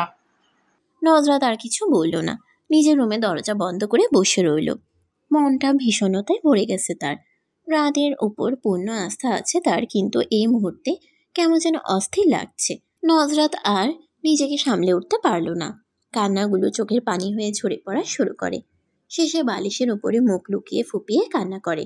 রাতের খাবার খেতে তরিকা বেগম ডাকলেও দরজা খুলে না। রাত 10টার পর নজরাতের ফোন বন্ধ পেয়ে শাশুড়ি মায়ের ফোনে কল করে জানতে চায় নজরাতের কি হয়েছে, ওর ফোন বন্ধ কেন। তরিকা বেগম কি বলবেন ভেবে পান না, তাই বলেন, ওর বোধহয় মন খারাপ। তুমি চিন্তা করো না বাবা, কিছুক্ষণ পরেই ঠিক হয়ে যাবে। নজরাত পরের দিন সকালে ঘুম থেকে উঠে ফোন অন করে দেখলো রাত অনেকবার কল করেছিল। অনলাইনে গিয়ে দেখে সেখানেও অনেকগুলো মেসেজ দিয়ে রাখছে। নজরাত শুধু মেসেজের রিপ্লাই দিল, ভালো লাগছিল না তাই ফোন বন্ধও রাখছিলাম। কিছুক্ষণ পর রাত কল করে, জিজ্ঞাসা করে নাস্তা করছে কিনা নজরাত বলল করেছে। তারপর স্বাভাবিক কিছু কথা বলে রেখে দেয়। ভার্সিটিতে এসে একটা ক্লাসের পর গ্যাপ থাকে, তখন নজরাতের বান্ধবীরা মিলে লাইব্রেরি বা ক্যান্টিনে বসে গল্পগুজব করে। আজকে লাইব্রেরিতে বসে গল্প করছে তারা। মেয়েদের গল্পগুজবের মধ্যে ফিউচারে বিয়ে নিয়ে আলোচনা থাকেই, এটা কমন ব্যাপার। তো অবিবাহিত যারা, তাদের স্বপ্ন খুব সুন্দর করে সাজবে বিয়ের দিন। আর বিবাহিতদের কথা সাজগোজ করতে পারলে বলে কিভাবে সেজেছিল, কি জুয়েলারি পরেছিল, আর না করতে পারলে আফসোস করে। এসব আলোচনায় শেষে সবাই নজরাতকে ধরল, কারণ নজরাত কিছুই বলছে না, আনমনা হয়ে বসে আছে। মারুফা বলল, এই নজরাত, তুই তো কাউকে না জানিয়ে বিয়ে করে নিলি, শুনেছি পরে উঠিয়ে নেবে। তখন কিভাবে সাজবি প্ল্যান করেছিস? আর তখন আমাদের দাওয়াত দিবি তো, নাকি আবারও লুকিয়ে শ্বশুর বাড়িতে চলে যাবি? মারুফার কথায় সবাই হেসে দেয়। মারুফা আবার বলল, আচ্ছা, তোদের তো বিয়ে হয়ে গেছে, তা টিয়ে তো হয়ে গেছে তাই না? এমন কথায় সবাই মুখ চেপে হাসে। এদিকে নজরাত ভরকে যায় এমন কথায়, হাতের নখ খুঁটতে থাকে। শেষে ভেবে বলে, স্বামী স্ত্রীর গোপন কথা কারো বলতে নিষেধ, জানিস না বেদ্যপ মেয়ে কোথাকার। মারুফা বলল, আরে বান্ধবীদের কাছে একটু একটু বলে কিছু হয় না, বল না কি হয়েছে, কে প্রথম কাছে এসেছিল? নজরাত কোরআনের ব্যাখ্যা দিয়ে বলল, সমাজের অনেকেই আছে বন্ধু বান্ধবদের কাছে বাহাদুরি প্রকাশ করতে গিয়ে স্বামী স্ত্রীর একান্ত বিষয় কিংবা পারিবারিক গোপনীয় বিষয়াদি তাদের কাছে বলে বেড়ায়। এটা অনুচিত ও খেয়ানতের কাজ। সাহাবী হজরত আবু সাইদ খুদরি রাদিয়াল্লাহু তাআলা আনহু থেকে বর্ণিত, রাসূল করিম সাল্লাল্লাহু আলাইহি ওয়াসাল্লাম ইরশাদ করেন, কিয়ামতের দিন আল্লাহর কাছে যে আমানতের খেয়ানত সবচেয়ে বড় বলে গণ্য হবে তা এই যে কোনো পুরুষ তার স্ত্রীর সঙ্গে মিলিত হয়, স্ত্রীও স্বামীর সঙ্গে মিলিত হয়, তারপর স্বামী স্ত্রী একান্ত বিষয়গুলো অন্যদের কাছে প্রকাশ করে দেয়। স্বামী স্ত্রীর একান্ত বিষয় অন্যের কাছে প্রকাশ করা গর্হিত অপরাধ। ইসলামী বিধানে শুধু স্বামী স্ত্রী নয়, পরিবারের যে কোনো সদস্য এ ধরনের গোপন কথা প্রকাশ করা খুবই অন্যায়। স্বামী স্ত্রী ও পরিবারের গোপন কথা সংরক্ষিত রাখা ইসলামের অনুপম সৌন্দর্য। তাই এগুলো কেউ কাউকে জিজ্ঞেস করবি না প্লিজ। আমাদের সকলকে একদিন মৃত্যুর স্বাদ গ্রহণ করতে হবে, তাই মৃত্যুর ভয় রেখে অন্যায় থেকে নিজেকে সংযত করতে হবে আমাদের। মারুফা এবং অন্যান্য বান্ধবীরা নিজেদের ভুল বুঝতে পেরে তওবা করে বলল, আর কাউকে এগুলো নিয়ে জিজ্ঞাসা করব না ইনশাল্লাহ। রাতের পরীক্ষা চলছে 3-4 দিন গ্যাপ দিয়ে। এদিকে নজরাত যেন ধৈর্যহারা হয়ে পড়েছে। আশেপাশের মানুষ থেকে শুরু করে বান্ধবীরা পর্যন্ত এসব নিয়ে কথা বলছে। তার এসব সহ্য হচ্ছে না একদম। তাছাড়া বিয়ের কতগুলো মাস পেরিয়ে গেল, এখন পর্যন্ত বিয়ে করা স্বামীকে নিজের করে পাওয়া হলো না তার। মাঝে মাঝে মনে হয় সুখের দিন আসার আগেই সে হয়তো মরে যাবে। মৃত্যুর কথা ভাবলে এসব কিছু অর্থহীন মনে হয়। আবার যখন মৃত্যুর চিন্তা দূর সরে যায়, তখন আবার না পাওয়ার আফসোসে ঘিরে ধরে তাকে। ইদানিং জিদ ধরে রাদের সাথে ঠিকমতো কথা বলে না নজরাত। রাদের পরীক্ষা শেষ হয়েছে 2 দিন হলো, অথচ নজরাতকে নিয়ে যাওয়ার কথা মুখেও আনে না। এদিকে বড় ছেলে মারা যাওয়ার পর শাশুড়ি মাও তেমন একটা কথা বলেন না তার সাথে। সব মিলিয়ে তার মধ্যে ভয় কাজ করে। ইদানিং কত বিয়ে ভেঙে যাচ্ছে, 6-7 বছর সংসার জীবনেও ডিভোর্স হচ্ছে। সেখানে তাদের সংসার তো শুরুই হলো না এখনো। এর মধ্যে কিছু হয় তাহলে নজরাতের পরিবার শেষ হয়ে যাবে। ব্যালকনির ফ্লোরে বসে আকাশের দিকে তাকিয়ে আনমনে সেসব কথাই ভাবছে নজরাত। রুমে ফোন বেজে চলেছে সে কখন থেকে। উঠে গিয়ে রিসিভ করতে একদম ইচ্ছা করছে না তার। কয়েকবার কল আসার পর রাফি ফোন নিয়ে এসে বলল, কিরে বয়রা হয়ে গেছিস নাকি? কল আসতেছে কখন থেকে, শুনতে পাস না? নজরাত ফোন হাতে নিয়ে দেখলো রাত কল করেছে, কিন্তু নজরাত আর কল ব্যাক করলো না। ইচ্ছে করছে না তার কথা বলতে। মনে শান্তি না থাকলে কিছুই ভালো লাগে না। রাতের বেলা রাত আসে নজরাতের বাসায়। তরিকা বেগম নুডলস আর ডিম আর ময়দার মিশ্রণে চমৎকার একটা নাস্তা রেসিপি তৈরি করে দেন। নাস্তা করে নজরাতের সাথে একান্তে কথা বলতে নজরাতের রুমের ব্যালকনিতে যায় তারা। নজরাত চুপচাপ বসে থাকলে রাত জিজ্ঞাসা করে, ইদানিং তোমাকে কেমন মন মরা হয়ে থাকতে দেখে কি হয়েছে তোমার? আমার সাথে ঠিকমতো কথাও বলো না। তোমার সমস্যাগুলো আমাকে না বললে আমি বুঝবো কিভাবে, বলো তো? নজরাত ধরা গলায় বলল, সব কিছু বলতে হয় না, বুঝে নিতে হয়। আচ্ছা আমি বুঝতে পারছি না সেহেতু বলো আমাকে। নজরাত চুপ করে থাকে। চোখের কোণ পানিতে ভিজে গেছে। বাহিরের আবছা আলোয় সেটা বোঝা যাচ্ছে না। রাত এবার বলল, তুমি যখন বলবেই না তখন আমার বসে থাকার কোনো মানে হয় না। আমি চলে যাচ্ছি, ভালো থেকো। তারপর উঠে চলে যেতে নিলে নজরাত রাতকে ঝাপটে ধরে ফুপিয়ে কান্না করে দেয়। রাত বিচলিত হয়ে বলে, আরে কান্না করছো কেন? কি হয়েছে বলবে তো? নজরাত কান্না মিশ্রিত গলায় বলে, আমাকে আপনার করে নিন, আমি আর এইভাবে থাকতে পারছি না, আমার ভীষণ কষ্ট হচ্ছে। রাত নরম গলায় বলল, আমি কি তোমাকে ছেড়ে ভালো আছি? কোনো কারণ ছাড়া বিয়ের পর বউকে এভাবে বাপের বাড়ি ফেলে রাখতে কোনো ছেলেই নিশ্চয়ই চাইবে না। পরীক্ষা চলাকালীন সময় থেকে শুরু করে আজকে 2 দিন একটা চাকরির জন্য দৌড়ে বেড়াচ্ছি, যেন তোমাকে ভালো রাখতে পারি। যদিও ভালো রাখা সম্পূর্ণই আল্লাহ তাআলার হাতে, তবু আমাদেরকে বসে না থেকে চেষ্টা করার কথা বলা হয়েছে। তার উপর তোমার মোহরানা এখনও পরিশোধ করতে পারছি না আমি। ইদানিং নিজেকে খুব ব্যর্থ মনে হয়। নজরাত ভাঙা গলায় বলল, তোমার মোহরানা দিতে হবে না, মোহরানা মাফ করে দিচ্ছি আমি। তবু আমি তোমার কাছে থাকতে চাই। আশেপাশের মানুষ খারাপ মন্তব্য করে, যেগুলো আমার একদম সহ্য হয় না। মন খারাপ হয়, ভীষণ কান্না আসে। এখন সব কিছু ছেড়ে কোথাও একটা চলে যেতে ইচ্ছে করে, যেখানে কোনো দুঃখ কষ্ট আমাকে ছুঁতে পারবে না। তাছাড়া বিয়ের পর থেকে সারাক্ষণ আপনার কথা মনে পড়ে। আপনার সাথে একান্তে সময় কাটাতে ইচ্ছে করে। আপনার প্রতি মাথা রেখে রাত পার করতে ইচ্ছে করে। রাত ক্ষীণ একটু হেসে বলল, ওই দিন রাতে তোমার সাথে কথা বলতে পারিনি বলে সারা রাত ছটফট করে ঘুমাতে পারিনি। কেন জানো? কারণ তোমাকে আমি নিজের থেকেও বেশি ভালোবাসি। তোমার সাথে কথা বলতে না পারলে কেমন যেন অস্থির লাগে। আশেপাশে সব কিছুর মূল্য থাকে না আমার কাছে। তখন শুধু মনে হয় তুমি আমার সব কিছু। শরীর তখন কেমন যেন খারাপ লাগে, মনে হয় তোমাকে পেলেই ভালো হয়ে যাবে। আমি হয়তো বোঝাতে পারছি না তোমাকে, ভাববো ভালোবাসি আমার বউটাকে। তাহলে আজকে এখানে আমার সাথে থেকে যান প্লিজ। আজকে আপনি চলে গেলে আমি নিজেকে একদম সামলাতে পারবো না।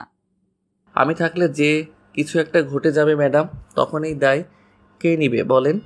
নজরাত লজ্জা রাঙ্গা হয়ে বলল, আমি তার জন্য প্রস্তুত। আমি চাই আজ ভিন্ন কিছু ঘটুক। ভিন্ন ভালো লাগায় ভেসে যেতে চাই আপনার হাত ধরে। নিয়ে যাবেন আমাকে? ভেবে বলছো তো? পরে আবার আমাকে দোষ দিবে না তো? একদম না। রাত 11:35 দরজায় নক করে রাফি আর বলে, এই আপু, খাবার খেতে আয়। আম্মু খাবার বেড়ে বসে আছেন সেই কখন থেকে। তোরা না আসা পর্যন্ত আমাকেও খেতে দিচ্ছে না। এদিকে খিদায় আমার পেটে ডাকাডাকি শুরু করে দিয়েছে। নজরাত আর রাত হাসি দিয়ে একজন আরেকজনকে ছেড়ে দাঁড়ায়। তারপর নজরাত গিয়ে দরজা খোলে। রাফি 10টার মধ্যেই ঘুমিয়ে পড়ে। আজকে এখনও জেগে আছে বলে তার চেহারা বাংলার পাঁচের মতো দেখা যাচ্ছে। খাবার টেবিলে সবাই খেতে বসলো। রাফি রাতকে বলল, আপনার বউ একটা শেখ হাসিনা, সেটা জানেন আপনি? রাফির কথায় নজরাত ভীষণ খেয়ে বলল, তুই একটা পলক, বুঝলি? বেদ্যপ ছেলে কোথাকার। রাত ভাই বোনের খুনসুটি দেখে রাফিকে বলল, কেন, তোমার বোন কি করেছে বলো তো? ভাইয়া, আপনার বউ আমাদের বাসায় যে রাজত্ব করে, মনে হয় যেন বাসাটা একা ওর। যেমন শেখ হাসিনা মনে করতেন দেশটা ওনার বাপের, সেজন্যই বলেছি। রাফির কথায় খুব হাসে রাত। এদিকে নজরাত তার ভাইকে ইচ্ছা মতো বকা দেয়। খাবার খাওয়া শেষে রুমে এসে রাত নজরাতকে পিঞ্চ মেরে বলল, শেষে কিনা আমার বউ একটা শেখ হাসিনা। নজরাত খুব রেগে যায় এ কথা বললে। রেগে ব্যালকনিতে চলে যেতে নিলে রাত পিছন থেকে জড়িয়ে ধরে যেতে দেয় না। তারপর একপাশে চুলগুলো সরিয়ে ঠোঁট ছুঁয়ে দেয়। আকস্মিক এমন উষ্ণ ছোঁয়ায় কেঁপে ওঠে নজরাত। তারপর শান্ত হয়ে স্বামীর প্রশস্ত বুকে মুখ লুকায়। 2 হাতে গাল আলতো হাতে উপরে তুলে রাত। নজরাত লজ্জাবতী পাতার মতো নিয়ে যায়, কিছুতেই তাকিয়ে থাকতে পারে না। রাত মুচকি হেসে তার ঠোঁট জোড়া নিজের আয়ত্তে দখল করে নেয়। তারপর দুজন দুজনের স্পর্শে হারিয়ে যায় বহুদূর। 1 সপ্তাহ পর পরিবারকে নিয়ে এসে নজরাতকে নিজের বাসায় নিয়ে যায় রাত। এক বন্ধুর থেকে টাকা ধার করে নজরাতের মোহরানার টাকা পরিশোধ করে, কিন্তু নজরাতকে বলে না। আপাতত ছোট একটা কোম্পানিতে চাকরি নিয়ে সরকারির জন্য চেষ্টা করে যাচ্ছে রাত। শুরু হয় তাদের নতুন সংসার জীবন। নজরাত সবার সাথে মিলেমিশে থাকতে আপ্রাণ চেষ্টা করে চলে। শ্বশুরবাড়িতে মেয়েদের এই এক যুদ্ধ বলা চলে। যদিও ভাগ্যগুণে নজরাত তার শ্বশুরবাড়ির লোকজন ভালো পেয়েছে। তারাও মিলেমিশে কাজে সবকিছুতেই সাহায্য করে তাকে। চৈতির সাথেও খুব সুন্দর মিলেমিশে থাকে নজরাত। তাছাড়া চৈতির কখন কি প্রয়োজন সবকিছুর খেয়াল রাখে। চৈতির জন্য ভীষণ মায়া হয় মেয়েটার। মাঝে মাঝে চৈতির জায়গায় নিজেকে ভাবলে কষ্টে চোখে পানি চলে আসে। স্বামী ছাড়া একটা নারী কতটা অসহায় তা চৈতিকে দেখে বুঝতে পারে নজরাত। তাই সবসময় চেষ্টা করে চৈতিকে একটু ভালো রাখার। 1 বছর পর চৈতির বাবা মা এতদিনে তাকে মেনে নিয়ে তাদের সাথে নিয়ে যেতে চাইলে লিপি বেগম দিতে অমত করলে ফারুক সাহেব বুঝিয়ে বলেন, তুমি যতই আদর যত্ন করো না কেন, এই সময় তো পার করে এসেছো। জানোই তো মেয়েরা এই সময় মায়ের কাছে থাকতে বেশি স্বচ্ছন্দ বোধ করে। এখন তুমি যেতে না দিলে মেয়েটার মন খারাপ হবে, তাই তুমি আর অমত করো না, যেতে দাও। লিপি বেগম হয়তো বুঝতে পারলেন তাই যেতে দিলেন। তবুও তার দুশ্চিন্তা হয়, যদি চৈতির বাবা মা তাকে দ্বিতীয় বিয়ে দিতে চান তাহলে তার নাতনির যে অবহেলা হবে। আর এটা লিপি বেগম একদম মানতে পারবেন না। এমনিতেই মেয়েটার বাবা নেই, এখন যদি মাকেও হারায় তাহলে মেয়েটা যে পুরোপুরি অনাথ হয়ে যাবে। তাই তিনি ভয় পান চৈতিকে বাপের বাড়ি যেতে দিতে। একদিন নজরাত চৈতির মেয়ে তাইবাকে নিয়ে আদর করছে, আর তাইবা ছোট্ট ঠোঁট প্রসারিত করে হাসছে। রাত তাইবার গাল ছুঁয়ে দিয়ে বলে, আমাদেরও এমন একটা ছোট্ট মেয়ে বাবু চাই। নজরাত মুচকে হাসি দিয়ে বলে, আমারও খুব ইচ্ছা তাইবার মতোই একটা ফুটফুটে মেয়ে বাবুর। 1 মাস হলো নজরাত জানতে পারে সে প্রেগনেন্ট। তাই রাত চিন্তিত হয়ে বলল, আচ্ছা, এই শরীরে তুমি পরীক্ষাগুলো দিতে পারবে? 3 মাস তো ফুল রেস্টে থাকতে হয়। পারবো ইনশাল্লাহ। পড়াশোনাটা আমি শেষ করতে চাই, প্লিজ আপনি নিষেধ করবেন না। আমি কি একবারও নিষেধ করেছি? এখন তোমার শরীরের কথা ভেবে বলেছি। নজরাতের এবার 3য় বর্ষের ফাইনাল পরীক্ষা শুরু হতে যাচ্ছে। তাই রাত তাকে তার মায়ের কাছে নিয়ে আসে। যতই হোক শ্বশুরবাড়িতে টুকটাক কাজ না করে বসে থাকা যায় না, এতে নিজের কাছেই খারাপ লাগে। তাছাড়া নজরাতের এখন রেস্টে থাকা উচিত। সবকিছু মিলিয়ে রাত নজরাতকে তার মায়ের কাছে নিয়ে আসে। তাছাড়া রাত অফিস শেষ করে রাতে তার বউয়ের কাছে চলে আসে। নজরাতকে ছেড়ে তার একদম ঘুম আসে না। মাঝে মাঝে সন্ধ্যায় নাস্তা সহ বিভিন্ন বাজার করে নিয়ে আসে শাশুড়ি মায়ের বাসায়। এগুলো তাকে ফারুক সাহেব শিখিয়ে দিয়েছেন। তরিকা বেগম মহিলা মানুষ হয়ে বাহির ঘর দুটোই সামলাতে হয়, তাই ছেলেকে বলেছেন সে যেন কখনো খালি হাতে ও বাসায় না যায়। বাবার কথায় তার উপর শ্রদ্ধায় বুক আনন্দে ভরে যায় রাদের। তাদের বাবা সবসময় চেষ্টা করেছেন ভালো শিক্ষা দেওয়ার, এবং তারাও মেনে চলেছে বরাবর। কথায় আছে, মা যেমন হয় মেয়ে তার তেমন স্বভাব চরিত্র পায়, এবং বাবা যেমন হয় ছেলে তার মতো হয়। যদিও সবাই হয় না, তবুও বেশিরভাগ হয়। রাত সন্ধ্যাবেলা পিৎজা নিয়ে আসে সবার জন্য, আর নজরাতের জন্য কাঠবাদাম, কাজু বাদাম আর কিশমিশ নিয়ে আসে। কিন্তু নজরাত পিৎজা খেতে চাইলে রাত না করে। এই সময়ে ফাস্টফুড খাওয়া একদম নিষেধ করেছেন ডাক্তার। নজরাত খেতে পারবে না বলে রাতও পিৎজা খেলো না। বাদাম নজরাতকে খাইয়ে দিচ্ছে, সাথে নিজেও কিছু খাচ্ছে। নজরাতের মন খারাপ পিৎজা খেতে দেয়নি বলে, তাই তাকে হাসানোর জন্য রাত কিস করতে গেলে নজরাত মাথা কাত করে সরে গেলে রাত হেসে বলল, কিস মিস মানে? এই যে তুমি কিস করতে দিলে না তাই মিস। নজরাত হেসে নিজেই তাকে কিস করে। তখন রাত নজরাতের সামনে কিসমিস ধরে বলে, কিসমিস খাও। নজরাত খেয়ে রাতের বুকে নিজেকে লেপ্টে রাখে আর তাদের বেবিদের নিয়ে বিভিন্ন প্ল্যান করে। সমাপ্ত।